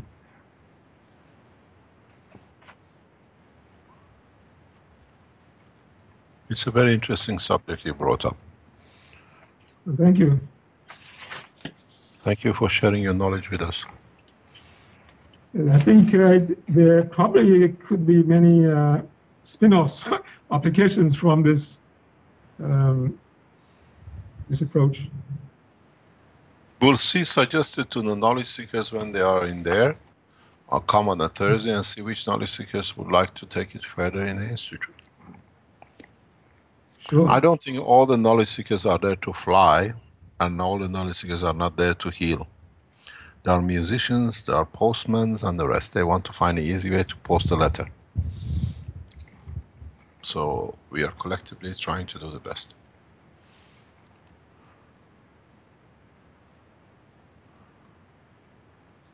Okay, perhaps we can move on now to another thing. Is Ivan on the GoToMeeting there now, Vince?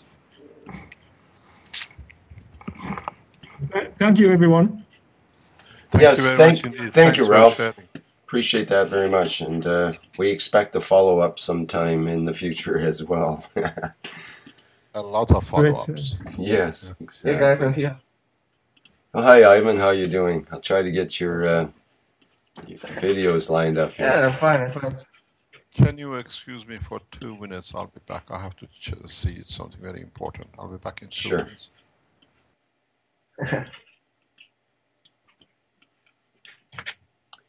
And meanwhile, we'll get Ivan to sing his favorite songs for the next 2 minutes. You ready, Ivan? Better don't wish for that. You can sing in your native language. That's okay. It doesn't make it better.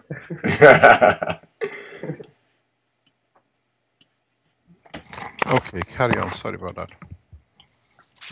Okay. You know, something very interesting, just because you have the picture of the institute on the screen, on the live stream. Mark and I, we were the only students yesterday sitting in the classroom, in the lab. And it's so peaceful and it's so quiet. We were the only 2 students, I think, in the whole building. And it'll be a nice place to learn. The building is virgin, I mean, hardly gets used. So the knowledge seekers will come there, they have a football pitch. And do and learn what they like.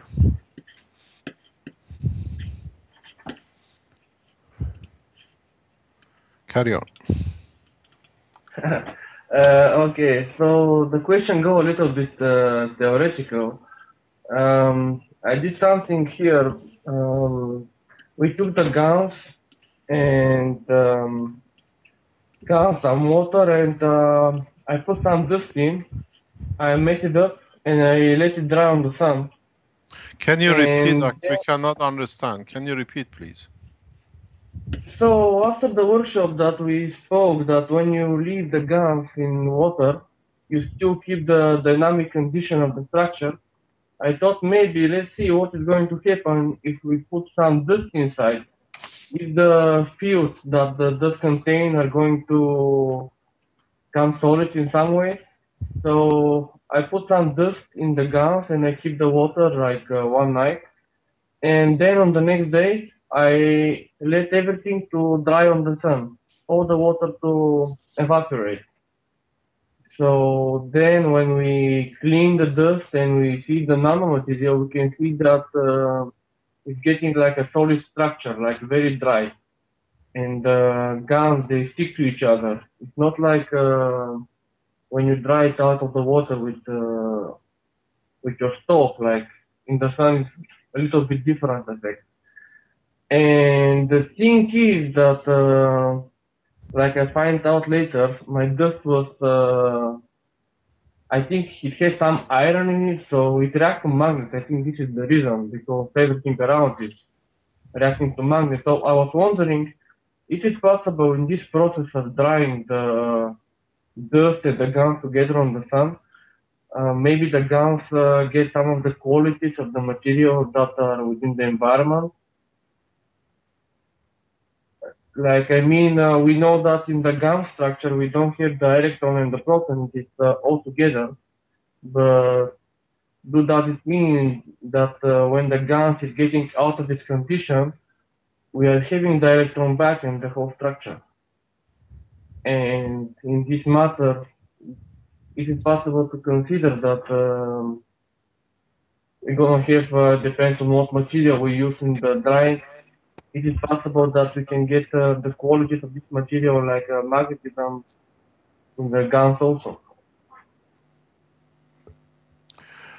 We've done a lot of tests regarding this. I have a container which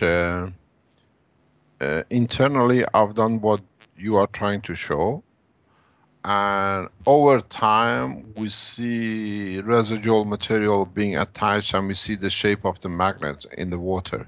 It's a pure water, nothing in it. But over time we have started seeing we can see exactly the shape of the magnet from the back. You see, at the moment you're playing with the magnet directly with the GANS. Put the magnet underneath the paper, like you play with the dust of iron, and you see what behavior you get. But on the other hand, if you create a spectrum of the fields, some of these fields match your GANS, and then you get an interaction. So you have no option but the interaction of the fields.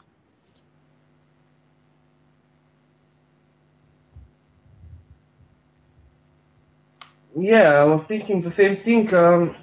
And something else, is it possible? Because in a nano layer, we see that we have current DC. And we know that when we have electric current, we have magnetic induction also. So is it possible that in this material, because we have like, this is a bigger stone, and you have CO2 on it, and I can measure some flow, is it possible that when it's changing the polarity of the field, actually it's the moment when the material is detached from the magnet? Because I see it's reacting to the magnet, but in the same time it's not keeping consistent position on it. It fell down, it detached itself. Depends on how compact the GANS is. As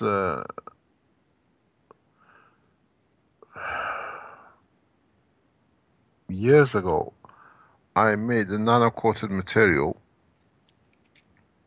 I made nano-coated wires and tried to see the interaction of the motion of magnets on the nano layer producing a current or voltage. This does show interaction, but only on the fields which are a strength of the copper electron level. So somewhere here where you see attachment to your magnet, there is a magnetic field strength in there that matches the strength of components in the matter you're using.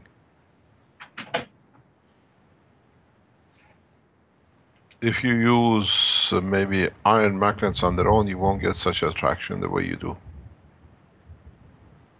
It's a component.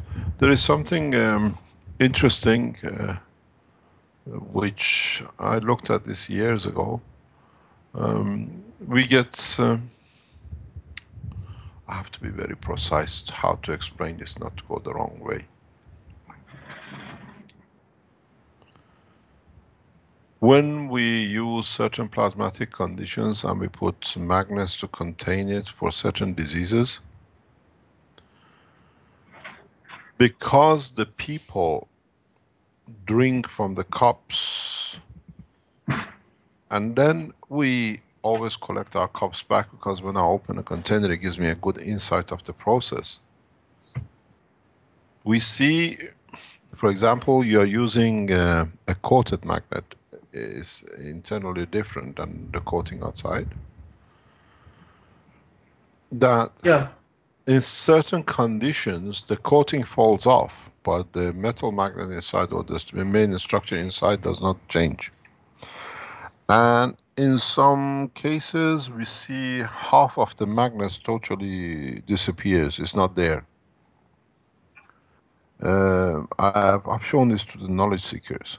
The shape of magnet when it comes out of health sections, systems, is 99% of the time is not what you put in.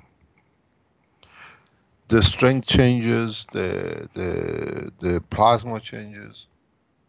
Even when you open these systems, you feel different. They give you a different plasmatic condition. So what you have created is plasmas. If you find the right strength magnetic gravitational field, they'll be attracted, but is not as strong as a matching twinity, because the fields in your GANS should twin with your magnet, that they stick together like two magnets. That's why they jump. But if there is some residual strength near enough to what you have, then you get this kind of just about a touch, but not a pull and taking off. But the coating itself, if the coating is magnetic, which in most of the cases they are not, they are just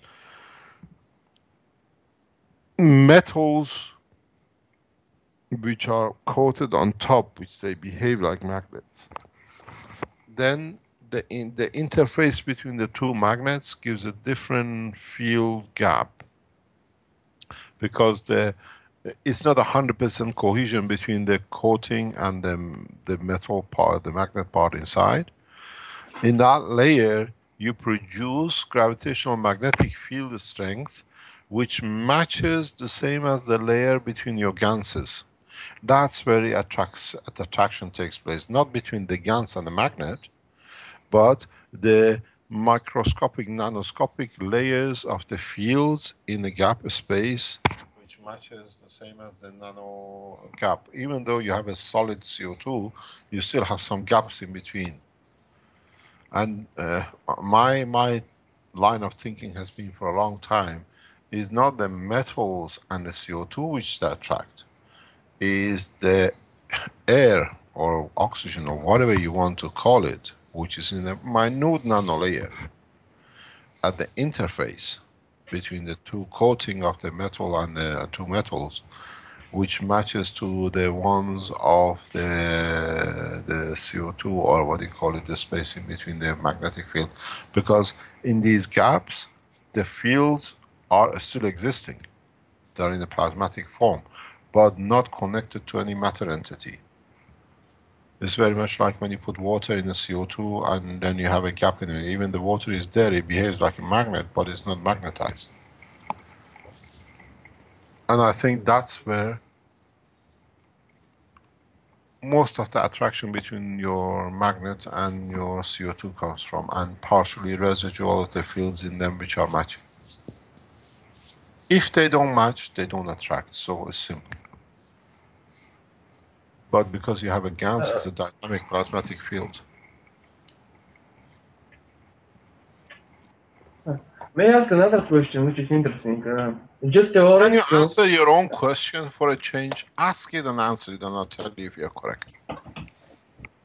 Well, yeah, okay. I was thinking that when you say we were speaking about how to bring the GANS back to matter, I was thinking that, okay, in the GANS condition, you explained that the electron and the proton all behave as one. So we have one magnetosphere and no fuse out of it that are like, let's say, a proton out of the neutron.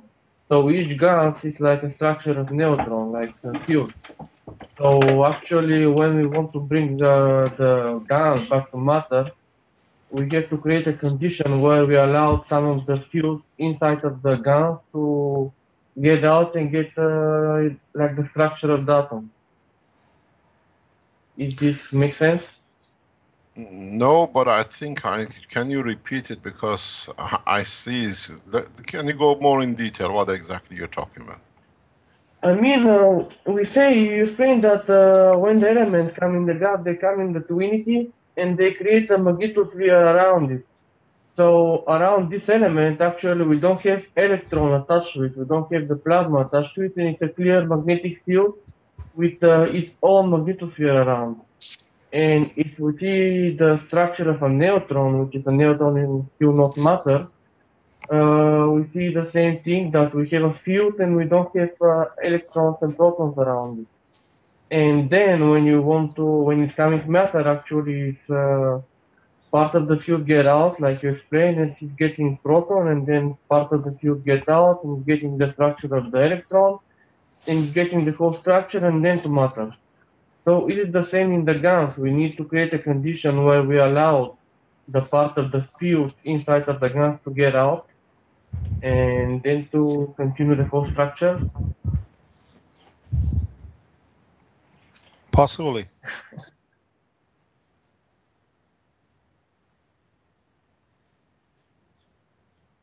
Okay. Extended knowledge, go back and look at the structure of the... A lot of times it's good to just draw the things on a piece of paper and try to not to get carried away with it, but look at the realities and the interactions, and then you'll find the answer.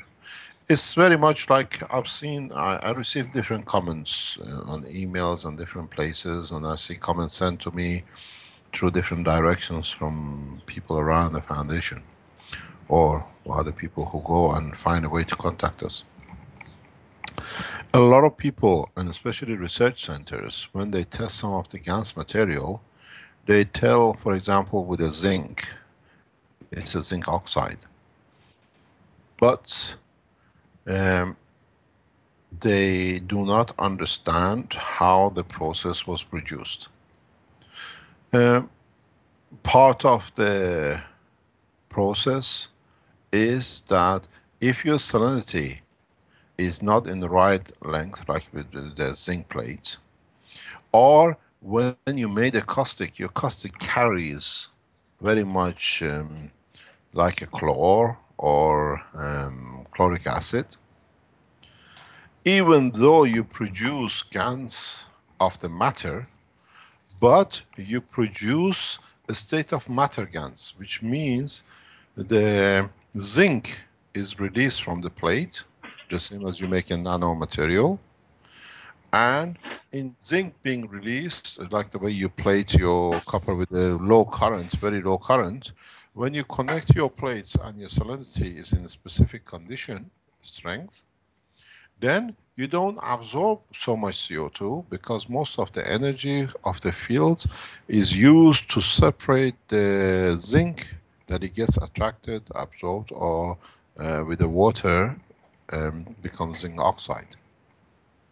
It's a very fine position.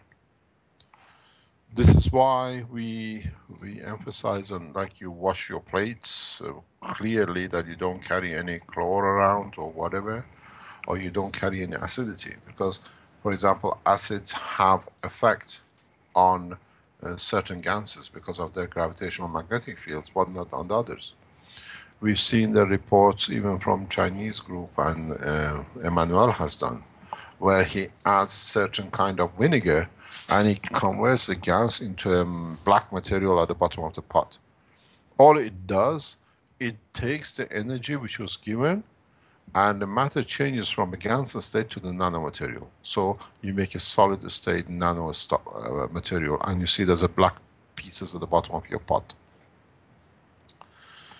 You have to continuously be aware on the conditions you create these things.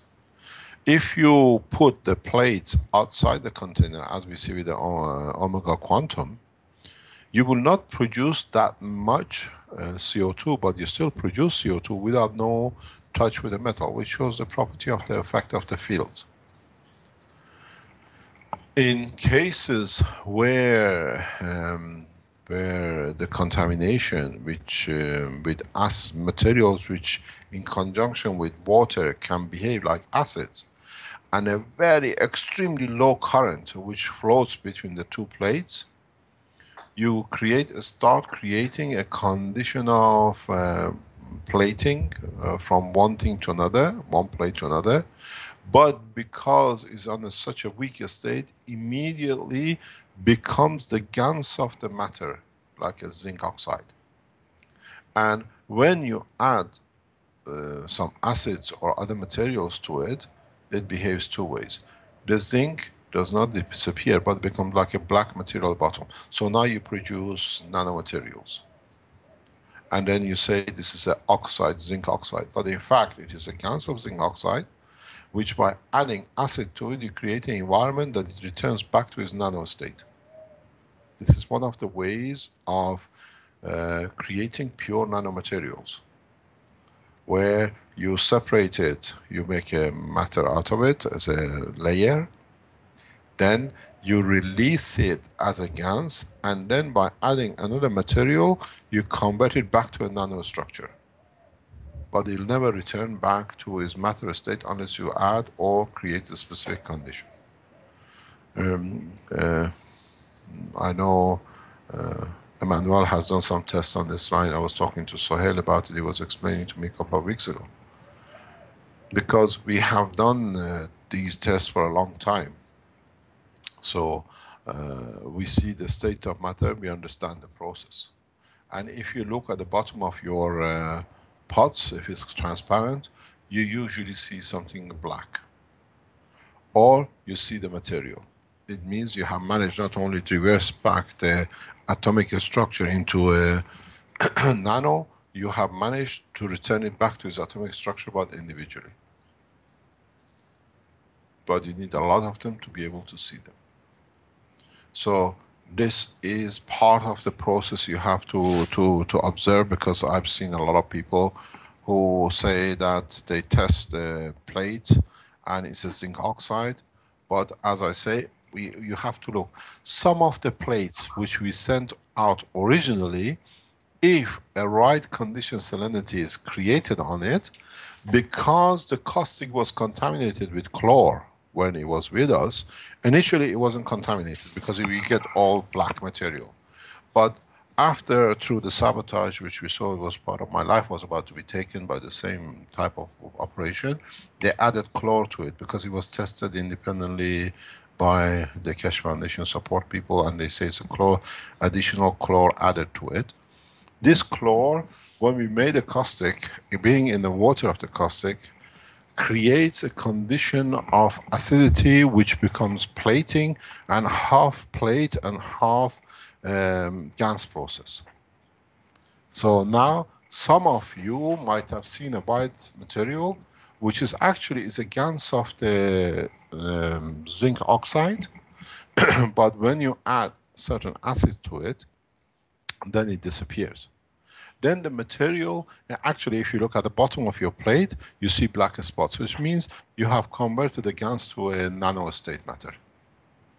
Then it has huge applications, then you can use it, the magnet, and you see the performance.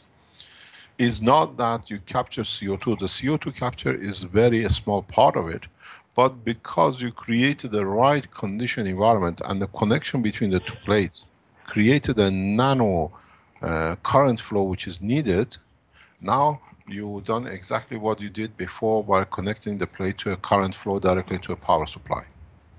So you have to understand the process. I know I received an email from people who've done some tests in Warwick University, and they say we have a question mark about these things. Now they can understand the process, what it is and how it is.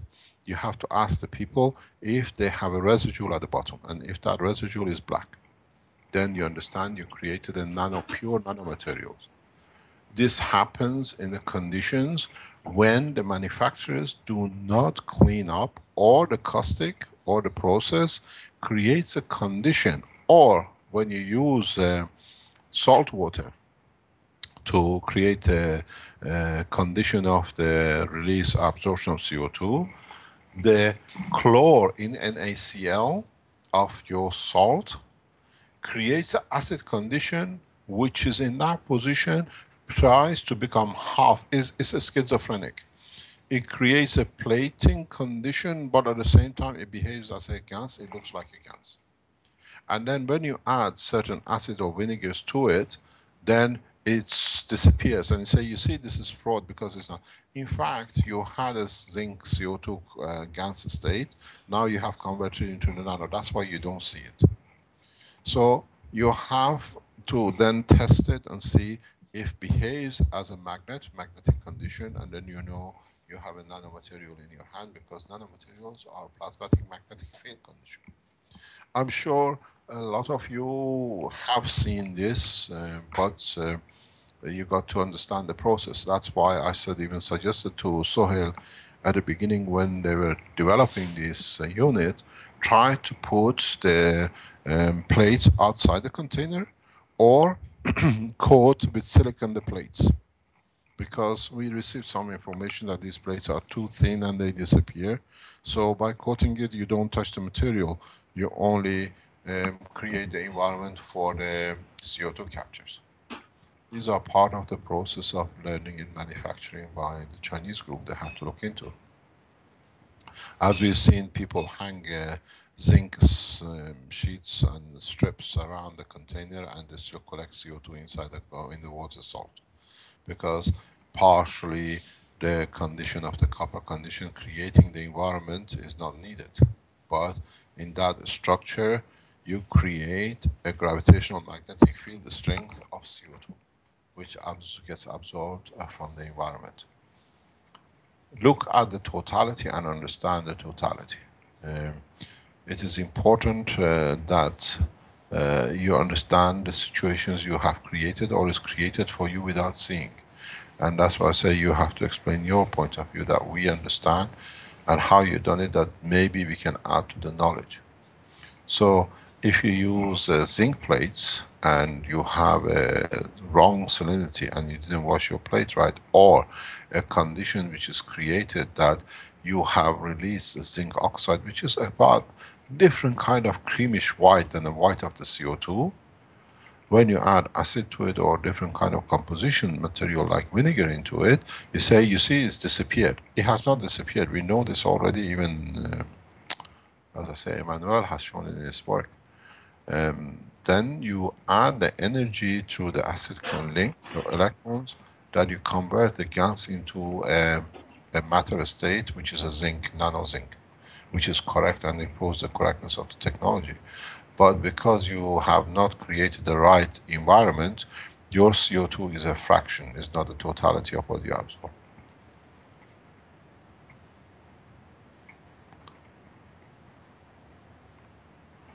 Okay, do you want to expand? It was mentioned in the chat that the salt concentration may have been too high and that may have been one of the causes. Excuse me, one of the causes of the zinc plate being eaten in the salt water and so on. No, I think the manufacturers have to create a testing for their caustic, because it's cheaper to add other materials into it. They have to make sure the caustic which they produce these plates are pure caustic, not additives. Because we had this, Arman and Marco can tell you that at the beginning when we used this, we bought 20 kilo, 25 kilo of the caustic. It was brought to us as a gesture of I can get it cheaper, but then we found out what it was a gesture for. At the beginning we never had, we had all our plates black. And when the knowledge seeker left, any plates we made for the first batch of CO2 kits which are exported out of Italy, they were all green. Most of you seen it. I asked Professor Luzzi, who has the facilities, can you look into the caustic for me, urgent? And he was with us, Arman and Marco were there when he was there. He took them back and they have the laboratory, they can test, and said the chlor has been added to this. And that's why you get this condition. It was contaminated. But in a way, it taught us a lot of things. In a way, it was a fantastic contamination because we learned a lot from it. And now we produce again plates without green patches on it because it was part of the chlor which created that condition of copper oxide on top of the nano layers. And this, when you put it with the zinc, creates a different condition because the chlor gets absorbed between the layers. And then when you put it in the water, it creates an acidic condition for the zinc plate to be dissolved. It's actually plating zinc. The atomic structure gets released to become nano, but at the same time, in that process, it becomes a caustic of, what they call it, oxidized, and it becomes a gas of itself, but still in the matter state. And then when you add acidity, it just becomes like a black. You get a nano, or you get the zinc in the nano state in the bottom of your container. If you look at it, it sits there at the bottom of it. The whole process is to understand how you led, or it's been led to what you see, and the rest is easy.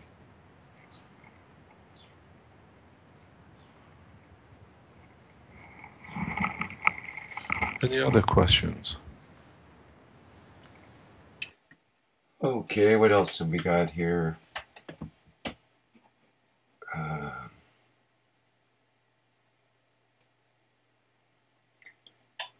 There's one question, how come salt is expanding on the walls of the container? Well, I guess that was part of the one where the salt concentration was too high. Maybe that was part of that question. I have to follow the live stream here. I think we already have that. I think we can answer it a slightly different way. In so many ways, the expansion of the salt is that the air we breathe is not pure water, what they call oxygen and nitrogen. It contains certain floating salt components and different salts. It is obvious that you get these kind of residuals when you're dealing with caustics. You extract salt or sodium from the environment.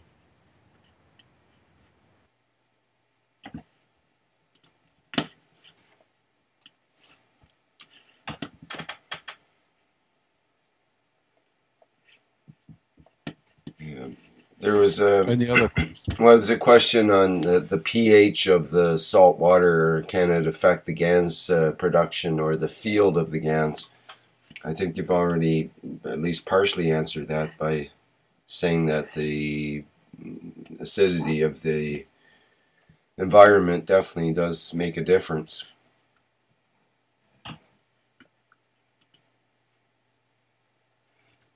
I'm not sure if you need to expand on that anymore.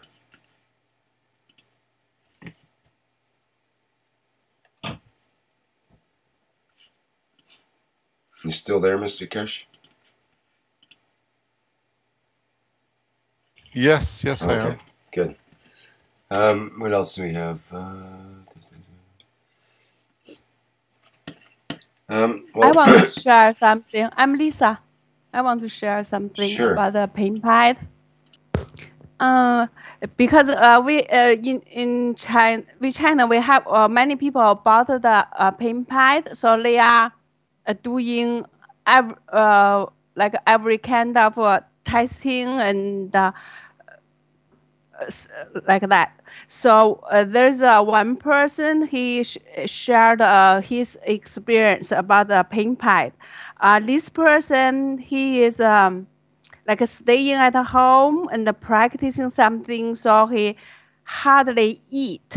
So he is like in a pretty weak shape, but he has nothing like a pain or diseases. So he think of idea. So he want to do a exercise. So he did a push-ups, see how the pain pad will works. So he did like 20 push-ups, and then he felt very tired. So he put the pain pad on his back, and take him like 5 minutes to recover. And then he continued to do 20 push-ups again. And then he like first time he felt like a sore, a pain on the ab and the arms and the shoulders. But the second time he did, after 5 minutes using the pain pad, and then he did another 20 push-ups. The second time only took him 2 minutes to recover. And then he did like continue another 4 group push-ups. So like every time he do 20 and then take a 2 minutes rest with the pain pad on his back. And then he did, total he did 120 push-ups. And then he didn't feel any pain on the like consequences. So he only felt a little bit tired, but no pain at all.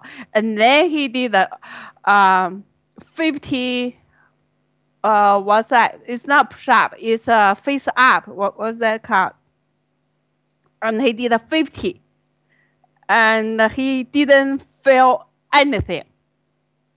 He think the pain pad was so amazing.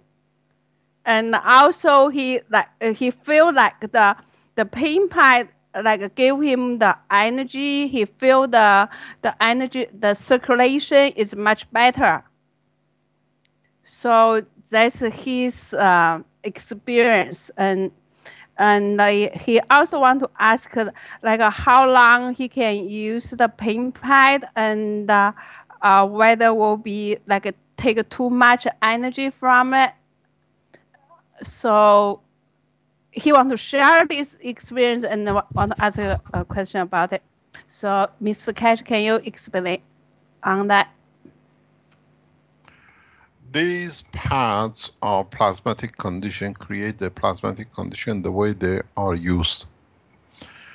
But there is a huge warning danger with this, a huge warning. The point is, the reason you don't feel the pain and it reduces can create a false point. If once the pain is finished, you do not use the system anymore. The minute you felt that the pain is over, you remove it. Because in the plasmatic condition, you create a connection in the carbon state nanolink of the GANS of the amino acid and what they call acidity between the muscle tissues. And if you carry on using it after your pain is gone, it comes to a point that the body will misinform the brain about any other further incoming pain, which means you will not feel it. And then you can stretch the muscle beyond the stretch and damage it. We have a very good detailed experience with the sports people. This is part of the secure technology development, which we've done over years. We collaborate with the doctors in the sports section. We've done for years now, and we see we don't look for a change of performance of the sports people at the highest level. We look for recovery time and immediate stop after recovery. We understand this process very well. It's been going on for nearly since 2007, 2008. The sports injuries, recovery, but you have to stop using the system the minute the pain is gone, and you don't try again and see if the pain comes back. There is a principle in the development, and that is the process of the working. This works exactly in the line of the plasmatic magnetic field of the body of the man. And once the pain is gone, you have to stop. You have to stop. It's not that you go and do again and say, okay, my pain goes, I can extend the use. It's in some people has effect, in some people doesn't have effect. This is not a side effect. It's just that you get to the point that the body automatically releases the links of the pain, and you don't feel the pain. It's very good for sports people who are trained to use these things, because it brings a time of recovery from weeks and weeks to a matter of a couple of days. High intense sports people, we have tested this on. Some of the world champions or national champions have been using the system with the foundation, not for what you call it, doping, but for the recovery from local pain. And because it's not like an ice pack you put or you spray, it processes the whole structure. We have some champions using this technology, and it's well documented. We work with the sports doctors in that level. You cannot push the limit. It is not a shut-up painkiller. It is processing what causes the pain. It's not a drug. It's not a. I know some people use it. For example, I was told by Sohail, I think in Malta or somewhere, that they had a pain in the neck and it did not help with the pain in the neck. If you have a disc, it will not help with the pain in the neck, because that's a disc, that's a defect. It has to be sorted. The pain comes from the movements and the position of C1, C2. And the pressure on the pads, on the discs, sorry. These pressure pads are in a way a form of part of the structure of the body of the man, because in their structure carry part of the elements of the physicality of the line of communication. An information carrier. They look very simple, but I studied very carefully before we even use it. You cannot keep on extending to see how much better you do. Let me explain this very clearly.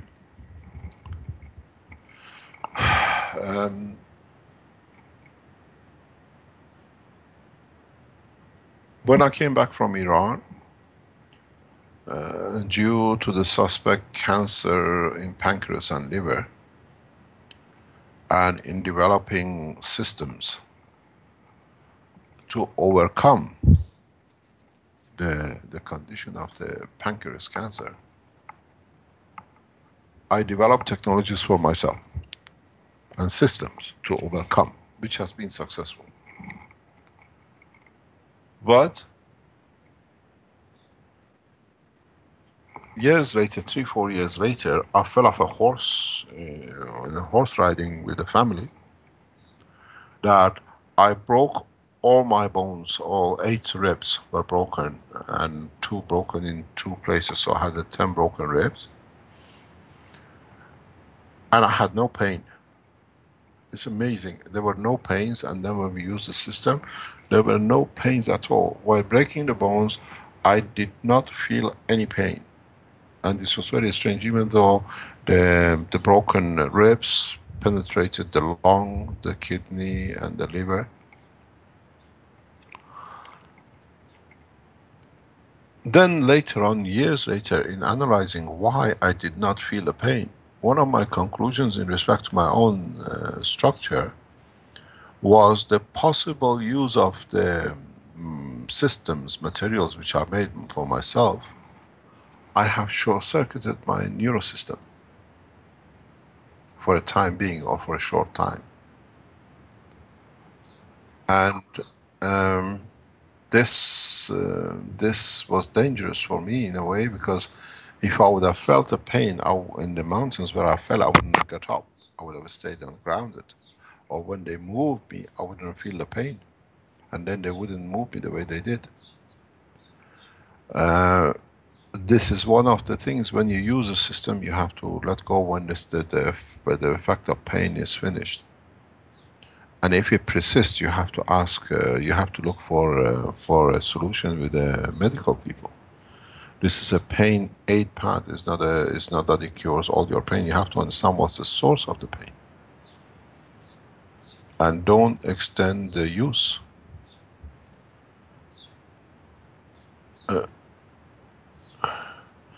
The problem is these are plasmas. So they, as much as they give, they take too.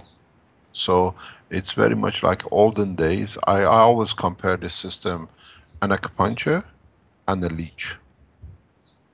It's a magnetic leech. You know, in olden days they used to put a leech on your body to suck blood out, to take the poison out, they call it. Because these are plasmatic, they have both gravitational and magnetical. So in a way, because this specific pad creates the property in the way it does, it extracts fields from the environment of the body too. So it's anti-inflammatory. Behaves as anti-inflammatory, because when it takes the field away, the inflammation goes down with it. Because the field is not there. It's exactly like chemotherapy. When you have a chemotherapy, the energy of the chemo expands the cell, and the cell cannot go through the bone, and then you lose your immune system. But this is the reverse. These systems are plasmatic, gravitational, to be like a acupuncture, to go in and to concentrate the fields, or just, and gravitational, which means they extract, so they behave like anti-inflammatory too, because they take energy from the liquid or whatever is in the body, which is, you have to realize something very important, and the whole structure you have missed. How these systems work. And how you, doctors, I know a large number of doctors listen to all these programs. You have to understand the process of pain. What does it mean to be pain? Pain is an information electrical plasmatic condition which is higher than what the neurosystem can carry physically. So the excess energy shows itself as a current which needs to flow somewhere, and it creates a charge release, and you call it a pain. With this system, because it's plasmatic magnetic field, it links up with that extra charge to be taken out of the environment through the gravitational field of the plasma within the matter. So you don't have the charges there to create pain. It's a phantom pain. Phantom pain is when the information through the neurosystem comes to go and, for example, to replace a cell in the tip of the finger. When you had the arm cut, so that finger is not there, the information goes nowhere. So, but the information has been released by the brain through the neurosystem. So it's a charge. When it gets, it's got nowhere to go. It discharges in the environment, and in that discharge, the other nerves in the environment pick up this extra discharge, and they call it a pain, and we call it a phantom pain. So with these pads, scientifically, we understand what they do. So what happens? The gravitational field of the plasma, which is dispatched by the pad, links up to the nano plasmatic current, because it's a plasmatic, and the current which comes from the nerve is a plasmatic. They link up very easily, so it's taken away. So that creation of additional energy in a pain condition creates inflammation, or environment of the heat, that they call it inflammation. So when it links up, it takes it away, and then the line of communication becomes normal, and then you have no pain. There is no leakages of current flow of the plasmatic from the nerve into the environment. You have to understand the whole process. So in a way, you have an acupuncture and a leech system together on these pads. And you cannot use it, because if you use it, for example, when you have a pain somewhere in your body, and then you use it to get rid of pain, and that part has a cancer, you defeat the object. You just allow the cancer to grow uncontrolled. So understand what it is. That's why we recommend most of these just for arm and leg, because we don't see that much cancer in the arms and legs. If you use these for any other part, like your hip pain or whatever, understand what you're doing and the way it's done. Now we have a case that a very well-known sport person was recommended, and even past 5 years, for the operation on his hip. And he asked me a few weeks ago, I need to, because he was more or less dragging and limping on his right leg. I said to him, you have to understand how you got to this point. Just because the doctors can't understand, they say, okay, we do a hip replacement. I sat him down and said, you explain to me, you're a judo instructor, you teach high-level sports people and police and the rest. You explain to me how you have come to become in this position. That they want to replace the hip and the top of the femur because of the cartilage getting destroyed. It took us a few conversations, but we went to the root. And then I explained to him where and how he has come to damage his cartilage in his hip and in the top end of his femur. And in less than 4 weeks, he's walking more or less normal. We use the pad for anti-inflammatory condition, where it is, but we put the cause, the reason for the movement of the femur, to put pressure on the hip that it destroys the cartilage, right. And now he still started teaching again or practicing judo when I was speaking to him. And I said, you can't do that. You have to allow for the cartilage to be developed. We removed the inflammation caused and the pain caused, but go to the source of what it was. What happens? You're all ladies. A lot of you ladies are coming into the northern summer hemisphere. You love to wear these fancy slippers. I've talked about this before. Maybe now we can add to it. All these fancy shoes you wear, even men,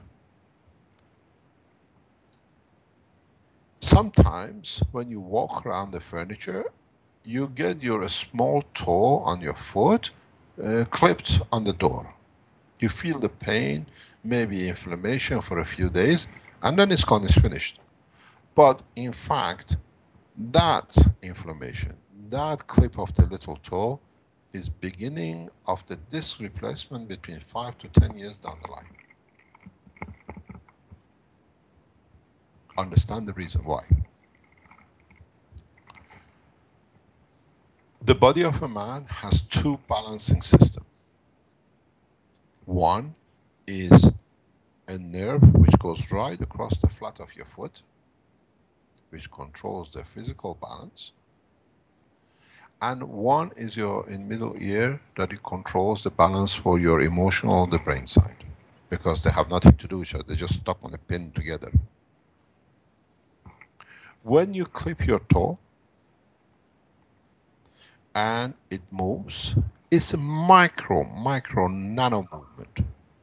What this does, this disbalances this central nerve system. So the central nerve line in your foot has to adjust itself to accommodate this movement of the small movement of the toe. So now, because it has to adjust itself, it has to adjust the position of other toes. It has to adjust the position of your ankle. Because if you had a clip on your toe, you'll find out later on, few weeks, few months later, you start twisting your ankle. You walk into your ankle and you see it swollen and you get inflammation of it. And you say, I've got a pain in my ankle, because the pain comes from the damage to the toe months ago. And in the central nerve line of the foot, trying to adjust for that little damage. So everything has to be restructured. Now you become the Tower of Pizza. How much you can bend to accommodate this. Now the ankle goes. Months later, the muscles are still correcting that little toe. Now the knee has to move to adjust for the change in the ankle. Then your hip has to move to adjust for the knee movement. Then what happens, the whole vertebra has to adjust. Now you become a real power, what do you call it, Tower of Pizza. So the disc tense and your disc squeezes out and you get the back pain, and then you get sciatic nerves, pain, and the rest of it.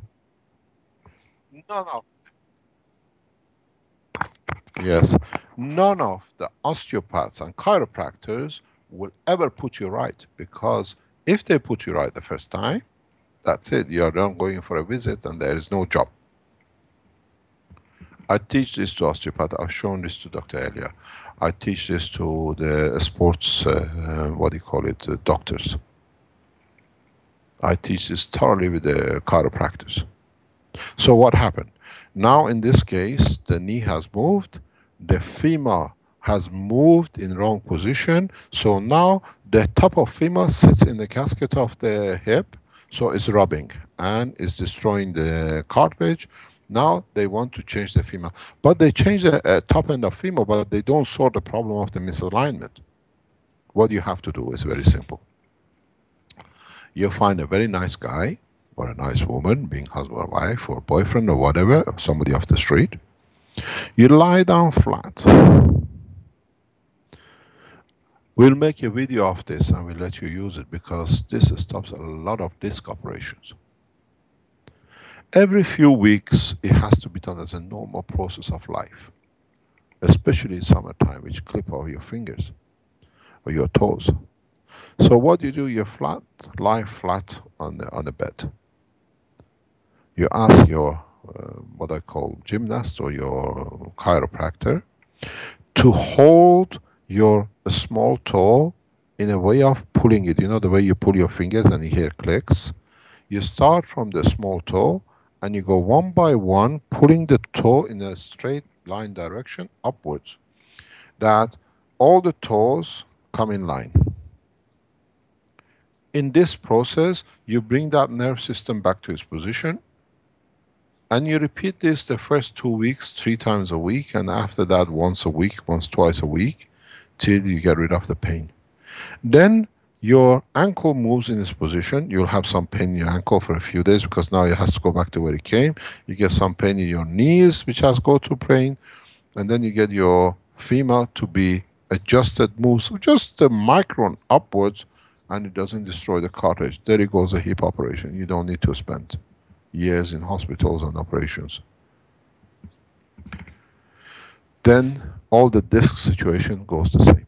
So majority of these kind of processes, but there is one thing you have to remember. You did the left toe, which was they did the left foot. You have to do the right foot the same at the same time.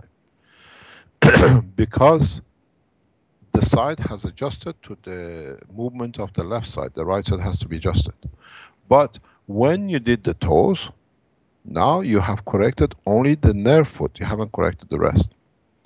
What you do The next is you put a hand on the palm, the fat end of the foot, which is just below the toes, and you put a hand under the ankle, holding the ankle firmly, and you just pull the back of the foot towards you in one jerk.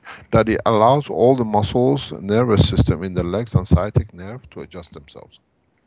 There it goes. All the operations, and there is no less job for the doctors to do.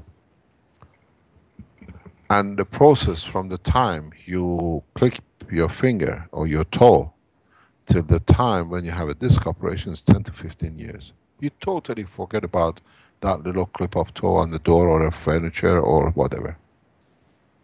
You do this with your children in the growth time on a regular basis, once every 2-3 months, because children are active, they run around, they do things, and then you find them, they walk straight, and it's because there is no pain, they become peaceful children. These are little things you do to help yourself, but then when we get to the hip, which is moved, a fraction of micron, is not putting pressure on the cartilage to destroy it, you use the pain pads to allow, as I said, the gravitational magnetic field, the inflammation in the point of interaction.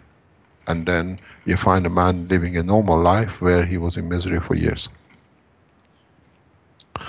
Understand the process and understand how you do it.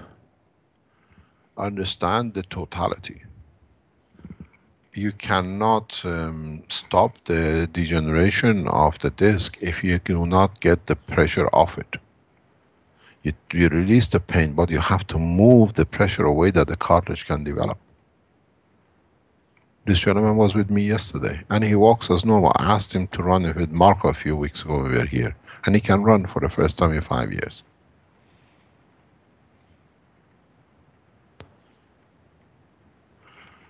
We do not report everything we do, but we develop the total technology that when the knowledge seekers are here can follow,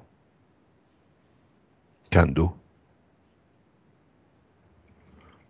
You have to go in the source of a problem, not trying to sort out the side effect.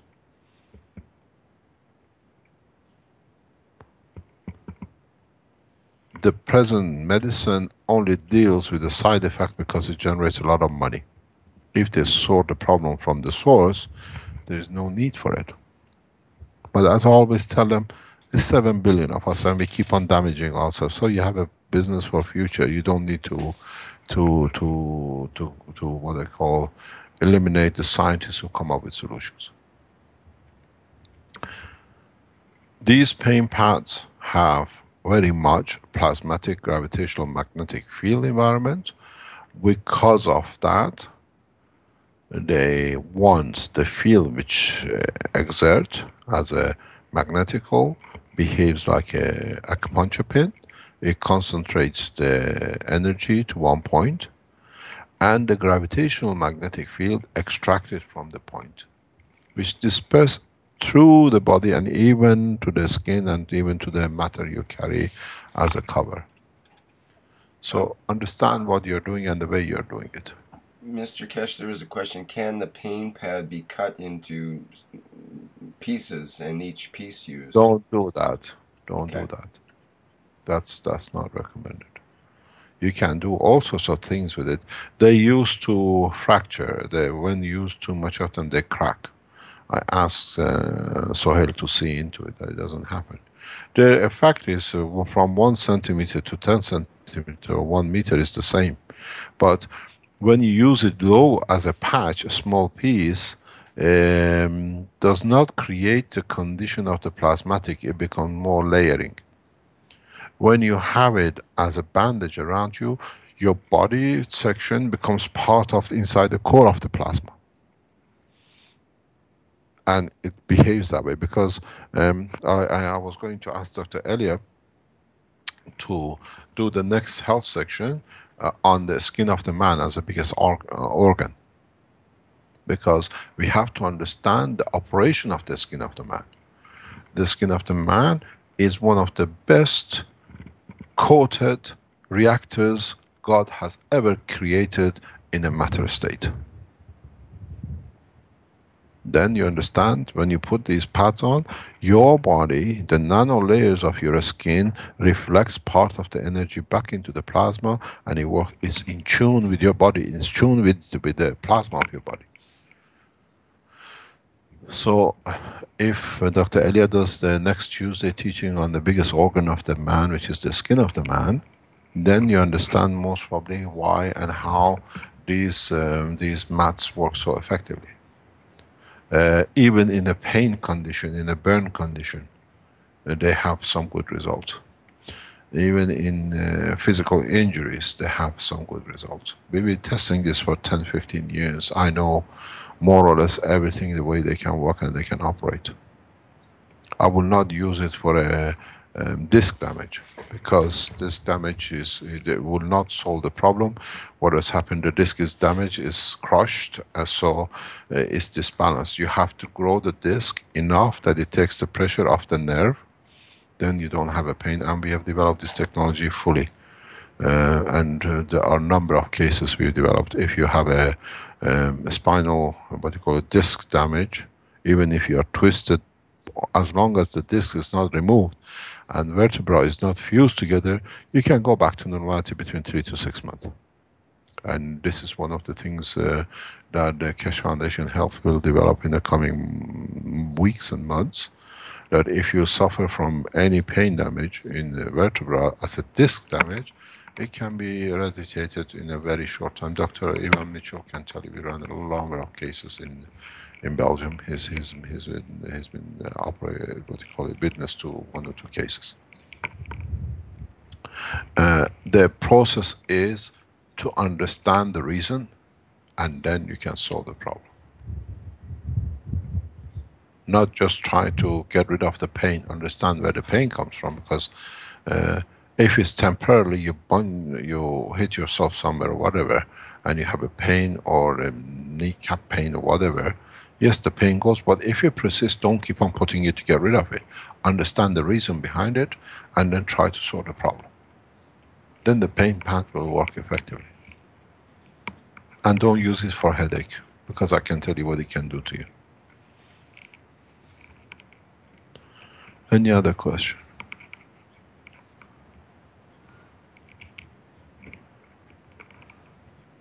Thank you, Mr. Keshe.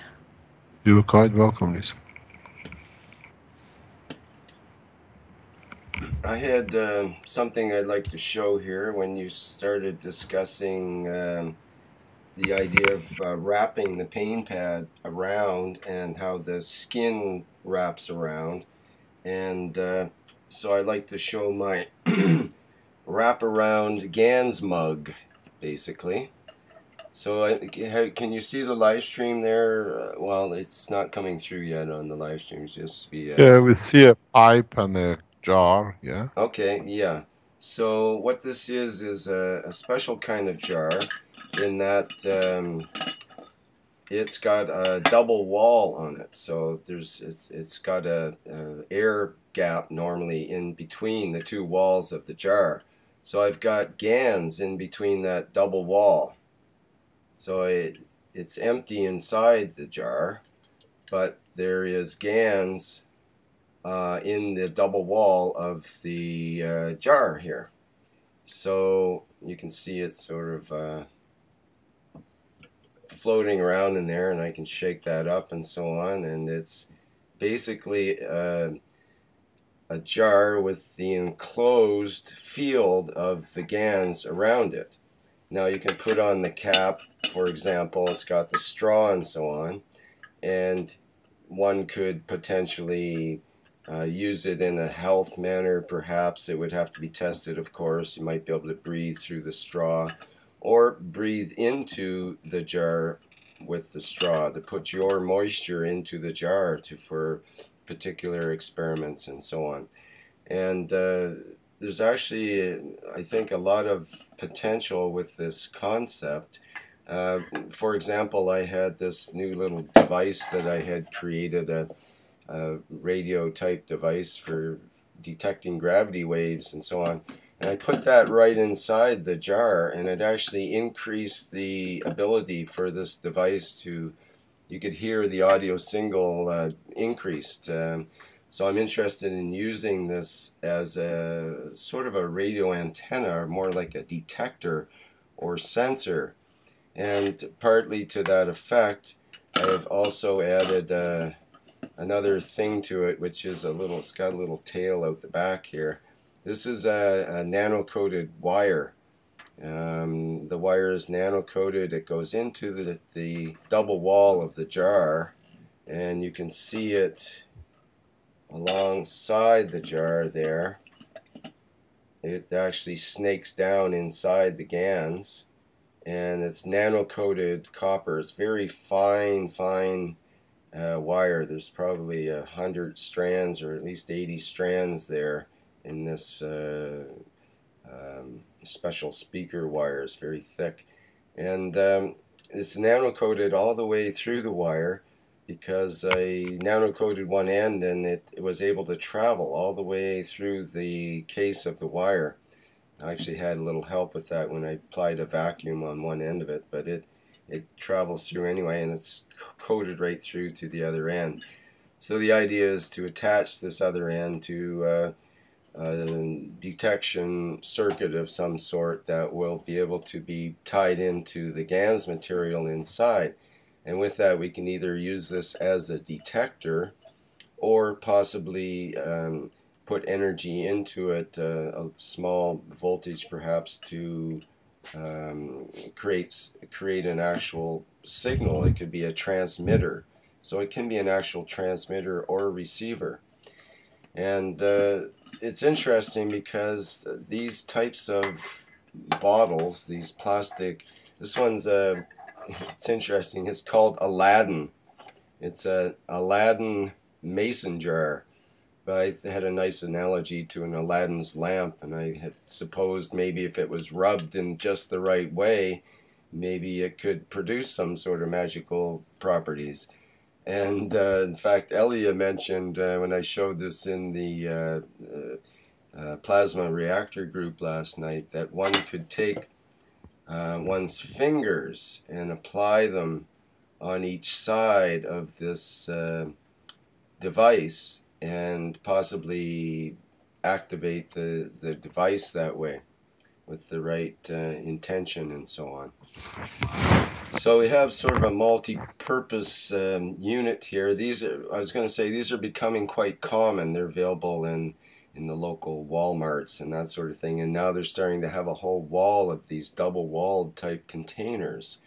So if it was something that proves useful in some way, it's a good way to keep the GANS away from any materials, or away from you're not ingesting it, you're not touching it. It would be a totally sealed. These units are actually very strong. They're polycarbonate type plastic, and they're hard to break. And I thought that could be quite interesting. So that's there's more to it than that in terms of some of the uses that we sort of brainstormed on, and you can imagine some of the ways it could be used. I'll just briefly just sort of show you something else here that goes along with this, which is this cup I found also in Walmart for $3. It's interesting that it's got a straw on the outside of the cup that goes into the bottom of the cup. So when you draw from the top part of the straw here, it goes all the way around the cup in a spiral and then out. And so that's interesting in itself. I thought maybe put GANS in the cup, a little pump on here, and it would pump in a spiral around the cup. You can concentrate the coil in a certain way, maybe add more to it, and so on. And so I couldn't resist for $3 to bring it home, trying to put it to work. And then I thought, I was sitting here last night, and it was like, I wonder. And so I decided to put this inside the other GANS cup, and it just happened to fit exactly perfectly. And I thought, well, that's interesting. Now I've got an inner reactor place, a gap in between with a spiral plastic polycarbonate pipe that goes into that, and then the GANS material and so on, which this could be nano-coated. This cup could be nano-coated on the inside where the GANS is, or the inside of the cup and the outside of the cup. There's many combinations of that.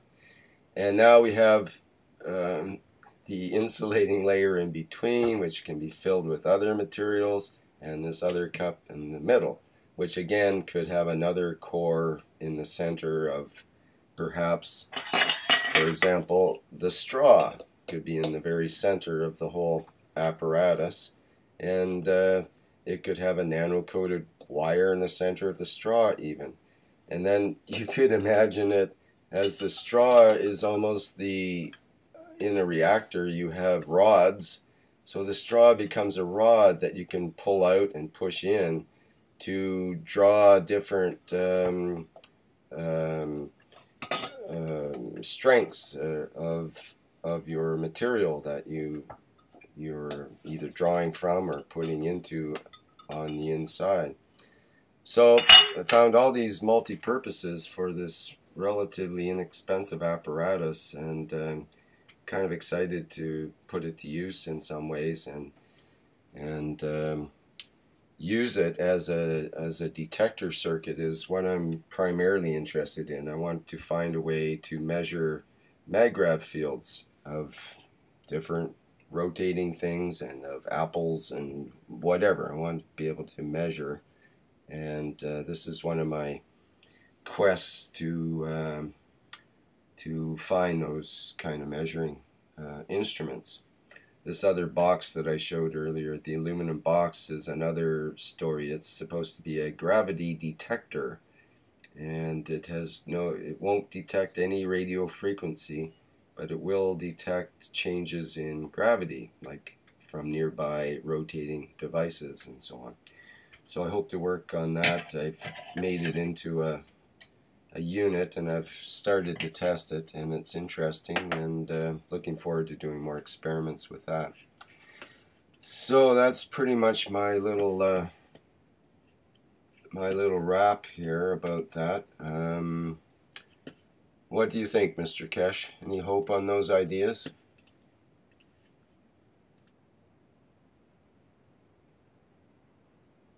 Did I put you to sleep? Hello? He's speechless. Sometimes I talk too long. I think you got an extraordinary positive reaction from live stream anyway. Everybody seems to agree. I guess Mr. Keshe must be speechless at this point. It must have been pressing him so much. Hello, are you still there? I think your microphone might be off.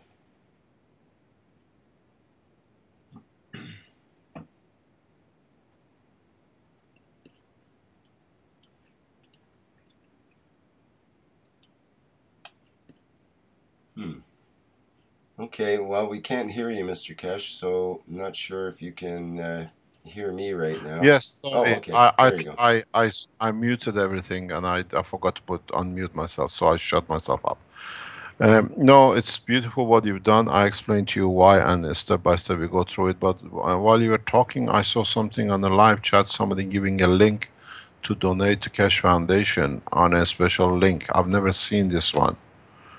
It says Omega Quantum Maggrav Canada and others. Can somebody explain to us how this has come about? It's the first time we see it. Well, if it's Omega Quantum in Maggrav Canada... No, it says, it uses our logo, it says Keshe Links. And then it goes down, what do you call it? It goes down a list of things. I've just tested this. It's Mr. Keshe. That's Mr. Keshe. That's yes. a links page that Wolf has made up so that people can follow along things very easily.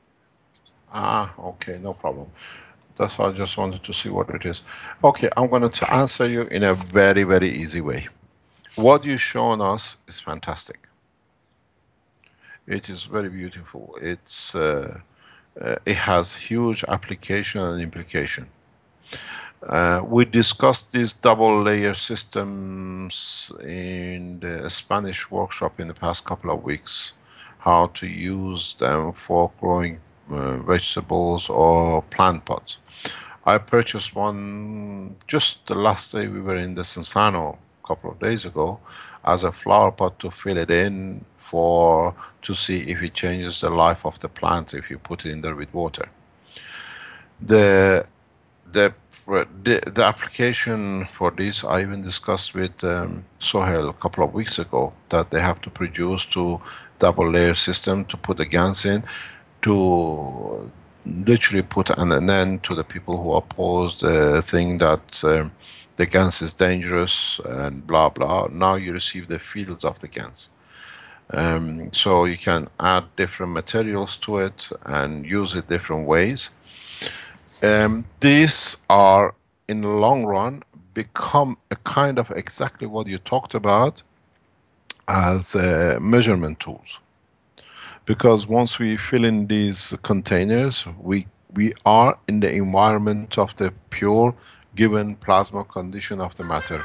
Now this is CO2, the other one can be copper oxide. Then with this we can measure exact field of the environment of a given GANS.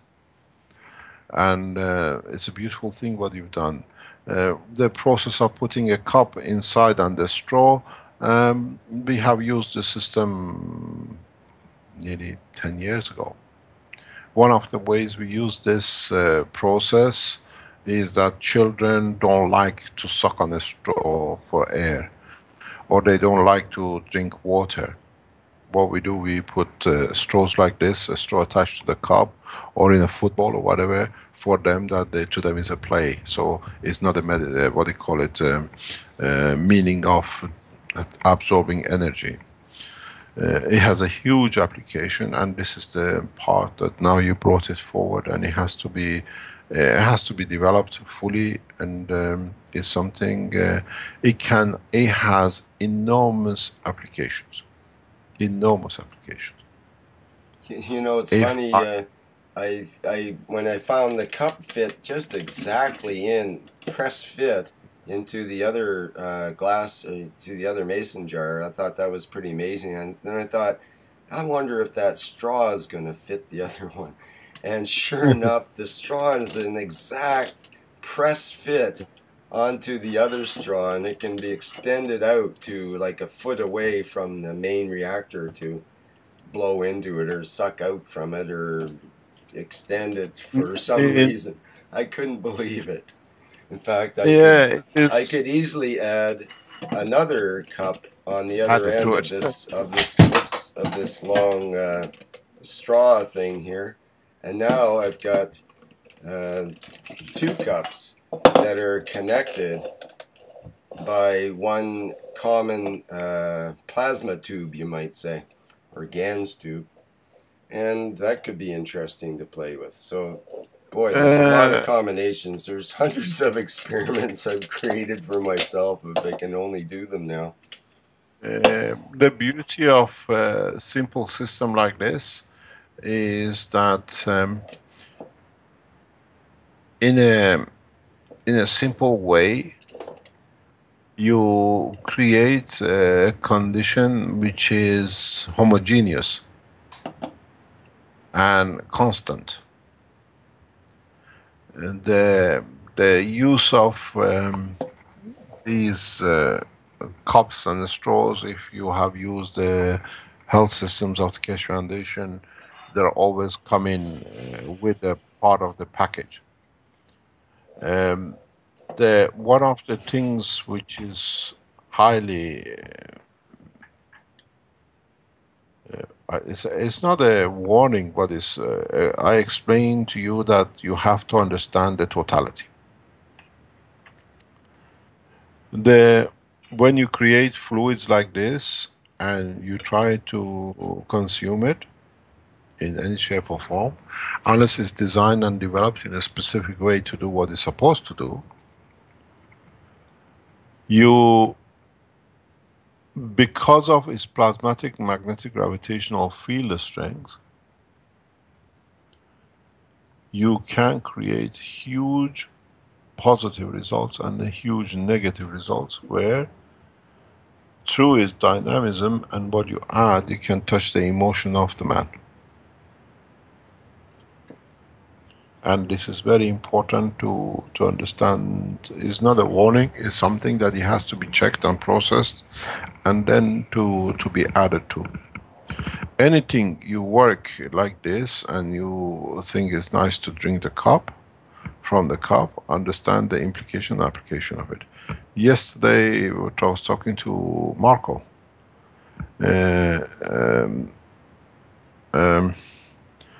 This is, let me go back to something to explain. A lot of people have been asking us for, can we, okay, we absorb the CO2, what are we going to do? This is one of the implication of it for plant pots and the vegetables you want to grow.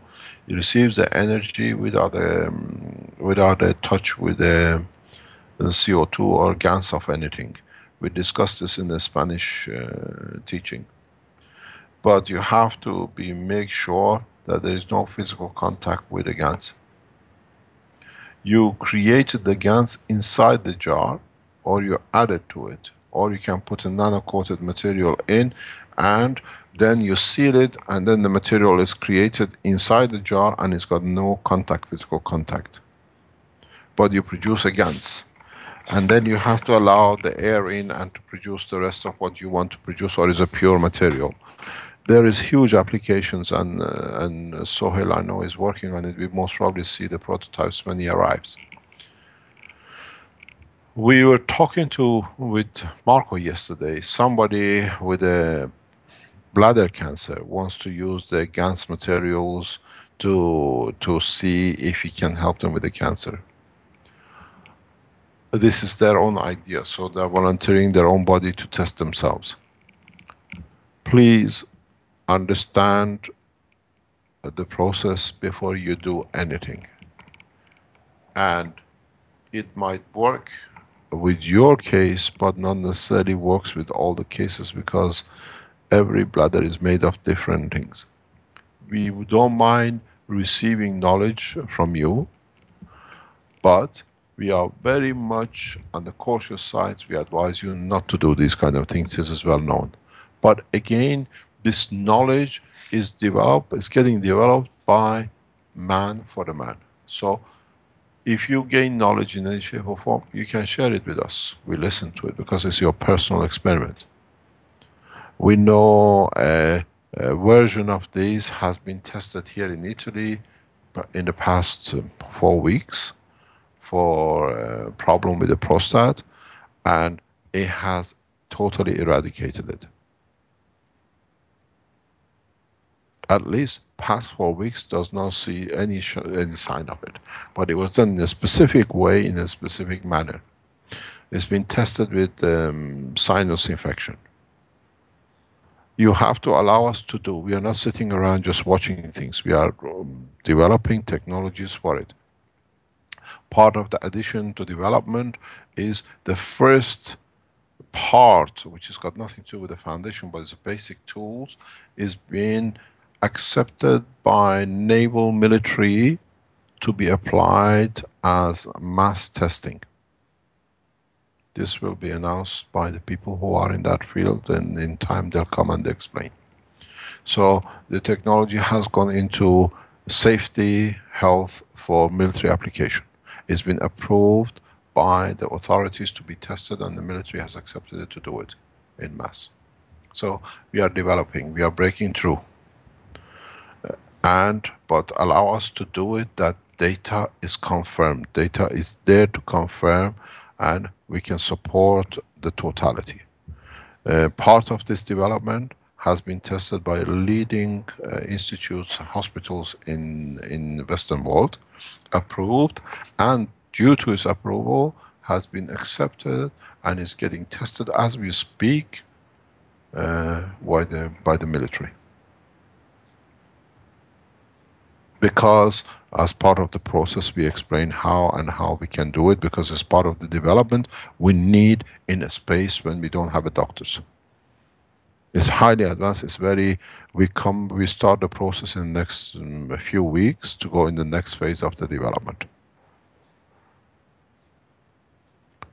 We have geniuses around the foundation who are developing and bringing everything inside. We do not touch. This is done ethically, under the license, by the government authorization, tested in the governmental hospitals, evaluated and recommended to be correct, and the military has accepted for the first trial. They have asked for it. Reason: you get both of refugees. You do not know what the position is, what disease they carry, how much you can help them. You cannot send for a blood test back and forth. They come within the environment of the GANS, immediately disease recognized, diagnosed, solution given. You know if the guy on the boat is a hepatitis or carries AIDS. It's a huge breakthrough. Instant recognition of disease, and now it's been approved and is getting tested. And then we are adding to it into a direction of the dimension of the cancer state. And then we can immediately give the same handle back. You have hepatitis, you can get the energy in the plasmatic condition to overcome. It is a huge breakthrough. We most probably you see the demonstrations of it when you're here for opening of the foundation. This is coming through collaboration with scientists around the world. We have broken in through heavy way in different aspects. And there was a need for an institute to allow us to bring these things out. As I always said, in the space we cannot take all the doctors and all medicine for us. Now the first phase of testing by scientific doctors, military doctors and governmental health authorities are watching this process very carefully. Because military needs this. You get people across the border, a police officer does not know if the guy is hepatitis, he's got AIDS or whatever disease it is.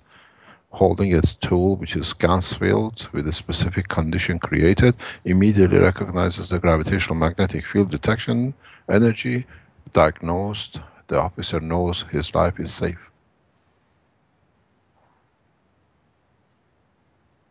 And as we say, it'll be announced in due course by the government health authorities, not by the foundation, or not by the institute.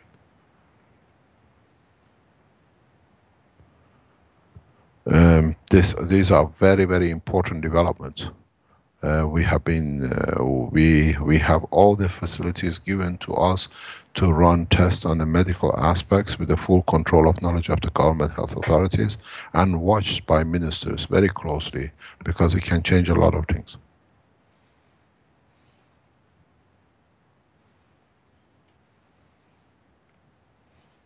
You will see the first working apparatus of this, and the opening is one of the gifts from the foundation and people who collaborate with us to humanity.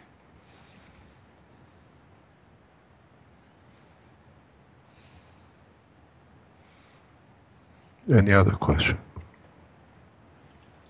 Well, we are up to over 3 hours and almost 15 minutes on this workshop. How do you feel? We could probably go on with questions all night, and as far as I can. Yeah, we can ask, because this is how it's going to be. Okay. If we have time, we have more. Time. What do we have up there, Guy? Actually, let me tell you why we announced this even today. By acceptance of this technology this way and applications of it, any attempt to say that we are involved in what do you call it, health system, now we brought it into the governmental operation. And systems after systems will be submitted for assessment and development for different diseases. So we can create a tuning system for different diseases. There was one comment, we can have a GANS first aid kit. Why not? That would make sense.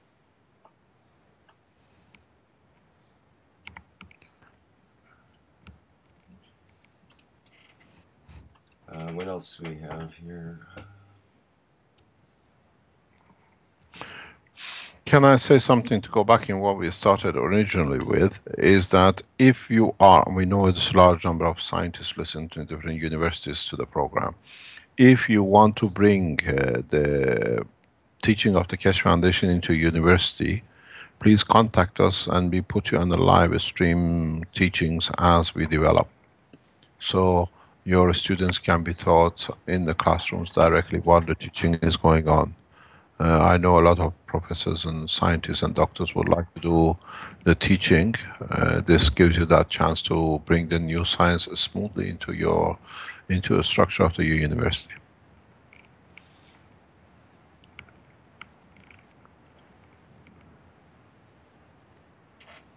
Yeah, we're looking forward to some exciting new ways to teach through the internet, I think. And hopefully we'll get you up against that whiteboard making some nifty diagrams. That would be nice. It was easy. It's getting easier. We have more facilities to do things. But on the other hand, we have to see the limits and how we can push the limits and how we can go ahead with it. There is something which is, I spoke about this, but is just touching it, and that is in the coming weeks, the Keshe Foundation will release all the books. We start developing to release all the books on an e-book version. And the decision is that we will not put a price on it, we put a donation on it. As we know, most of the people will choose the minimum donation, but you can have the, what do you call it, e-version, or you can have the hard copy if you want to receive the hard copy. This will be released in coming time. We need a group that they can monitor all the books which are translated in different languages, that they can download it and it can be done safely. So we'll see what comes up and how we develop in the coming weeks, that we can have these up and running by September. The people looking for an ebook and legally downloading, now you get a chance to legally do your job and what do you call it, receive the true essence of it.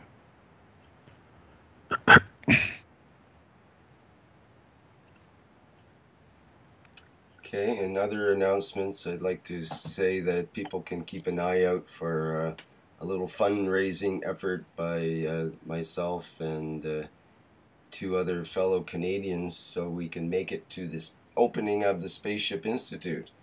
So we'll be doing a fundraising whirl here to get our flights and so on in order, and looking forward to making it. That'll be myself and Guy and Vince are included in that group, and hopefully others will also be attending.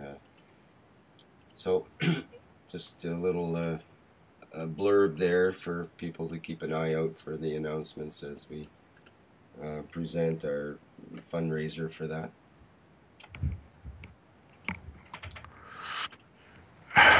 There'll be any other news? Yeah, I don't know if we have much else. Vince, you have anything else at your end you want to add?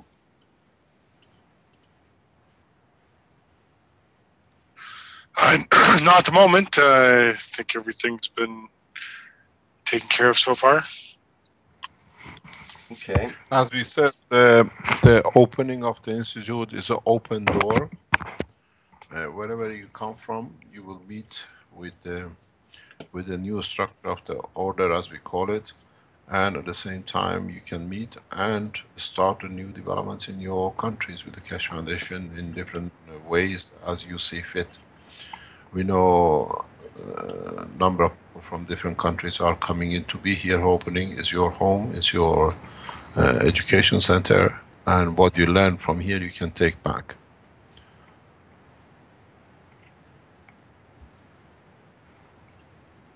So you're welcome to attend any of the meetings, and we will see what we can do. There are hotels available around the university nearby, and please inform through the Keshe Foundation, the link that you are coming and how many people are coming, that we get an idea of how the process is developing and how many people we have to what do you call it, to be able to accommodate, because the accommodations in our main hall are limited.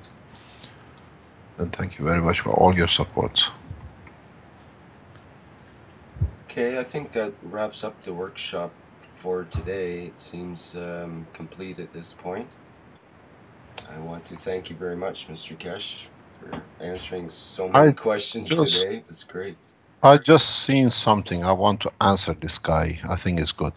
Is Milan Doliner? He says, why can't we produce some diamond and solve all the money problems?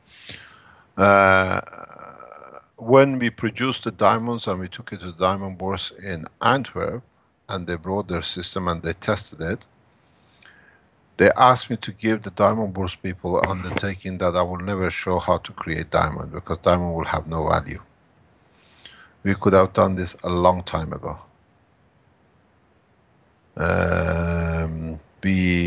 As some of you might know, part of my hobby was large size diamonds. And I have a very good connection in different part of the diamond structure of the wall, in the wall structure, from the mining to the setting. And so when I created the diamond, coated zirconium, 5 carat zirconium size, I took it to the diamond bourse and I said, I've made a new diamond, I want you to test it. They put different machines, 3 different electronic machines on it, and it says, the flawless. And I said, the only thing you cannot do is to weigh the stone. Because you can nano-coat zirconium, that it shows and behaves like diamond. If you test it, if you put the diamond tester on it, it says it's diamond, pure diamond. The only time it gives this trick away is when you weigh it. The weight of zirconium is different than the diamond. And I gave an undertaking, we'll never release this technology that way. But now that all you know how you can diamond coat or nano layer coat zirconium or gold, you can all show, look, I have a zirconium, but don't tell anybody. You can put a diamond tester and it shows it's a diamond, because the diamond structure is very much to the nano layer structure in absorbing and releasing energy. That's how you override the diamond tester. It's the field flow, joule field flow, which gives the high voltage, because of you cannot touch it. That's why the diamond structure is. So it behaves and shows as a diamond tester as a diamond. And the flawless, because you cannot even penetrate through the center of the stone to see the structure. It gives you a balanced, clean structure. So we could have sold kilos of diamonds to diamond bourse years ago. I used to be in large stone for pleasure of it, but it was very interesting. Nobody understood why I was involved in it, because through the structure of diamond, I was testing to understand the structure of the physicality of amino acid conductivity and the rest. And this was a part of the process. So I could have sold a lot of zirconium as pure diamond. Nobody would have ever known, but this is not a game. I think I have shown this to some of the knowledge seekers. One day we will show you this zirconium, which is what they called gold, what they call it, diamond structure layers on it. Now that you can nano coat the plastics, you understand fully how it behaves. Thank you very much for your time today.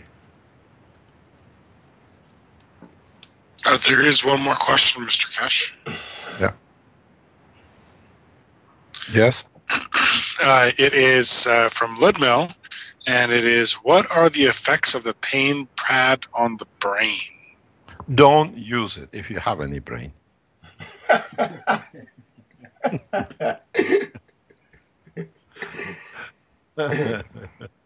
I think I answered you. So would it literally not be so good for a headache, Mr. Keshe? Would you bring you new headaches? Well, we can let Lemuel test it out for us, perhaps. Depends on the level of alcohol in the brain sometimes. Depends. But please do not do these kind of tests. Okay. Let us develop the technology the way it's coming through. We are doing it collectively as a race around the world together, from the music to submarine units to the vegetables to whatever we are doing, and we're showing openly. This openness, what we've seen today from different people and the way we teach, is shocking the scientific world, because they realize knowledge is a gift that can be shared with humanity at zero cost. And it's not a privilege, but it's an advantage to serve. And it's not for them to make money out of it, but in a way it's there to help us to go one step further, helping each other. We see what comes up and how we can go, but don't use the blood milk for your brain, please. Because I can tell you what it does, but you will not like it. So much for the pain pad hat, eh? Another great idea down the drain. It's as bad as nice try, dumping a Scotch. It's as bad as dumping a, what do you call it, high-priced Scotch whiskey, huh? Let's see what happens. Go back to the pain pad shoes. Like, no, that's the other end of the body is fine, apparently. Maybe that wouldn't be so good either. Okay. The pain pad shoes has been tried for a long time. They have if you can construct it with a specific structure, you can contain a lot of and change a lot of diseases even without touching the organs inside the body. Yes. I have shown these shoes to Dr. Elia. These shoes I developed over years, and you can literally use it in a specific way. Some of the volunteers have used it around the world. They weigh about 3-4 kilograms. They're not light, but you can use it in a way to dictate the position and the working of the organs inside in the body of the man to change conditions. Thank you very much for today. Okay, thank you, Mr. Keshe. What we can do next time. See you on Tuesday, hopefully. Yes, if all goes well. All goes well. Thank you very much for your time. Thank you. Thank you. Bye-bye. Yes, thank you, Mr. Keshe. And thanks to everybody on the Skype call and the technical people and on the live stream and everywhere in the universe who might be listening within the sound of my voice, which might be anywhere in the universe. Think about it, eh? Okay, and that wraps up the 55th Keshe Knowledge Seekers Workshop. Thank you, everyone, for attending.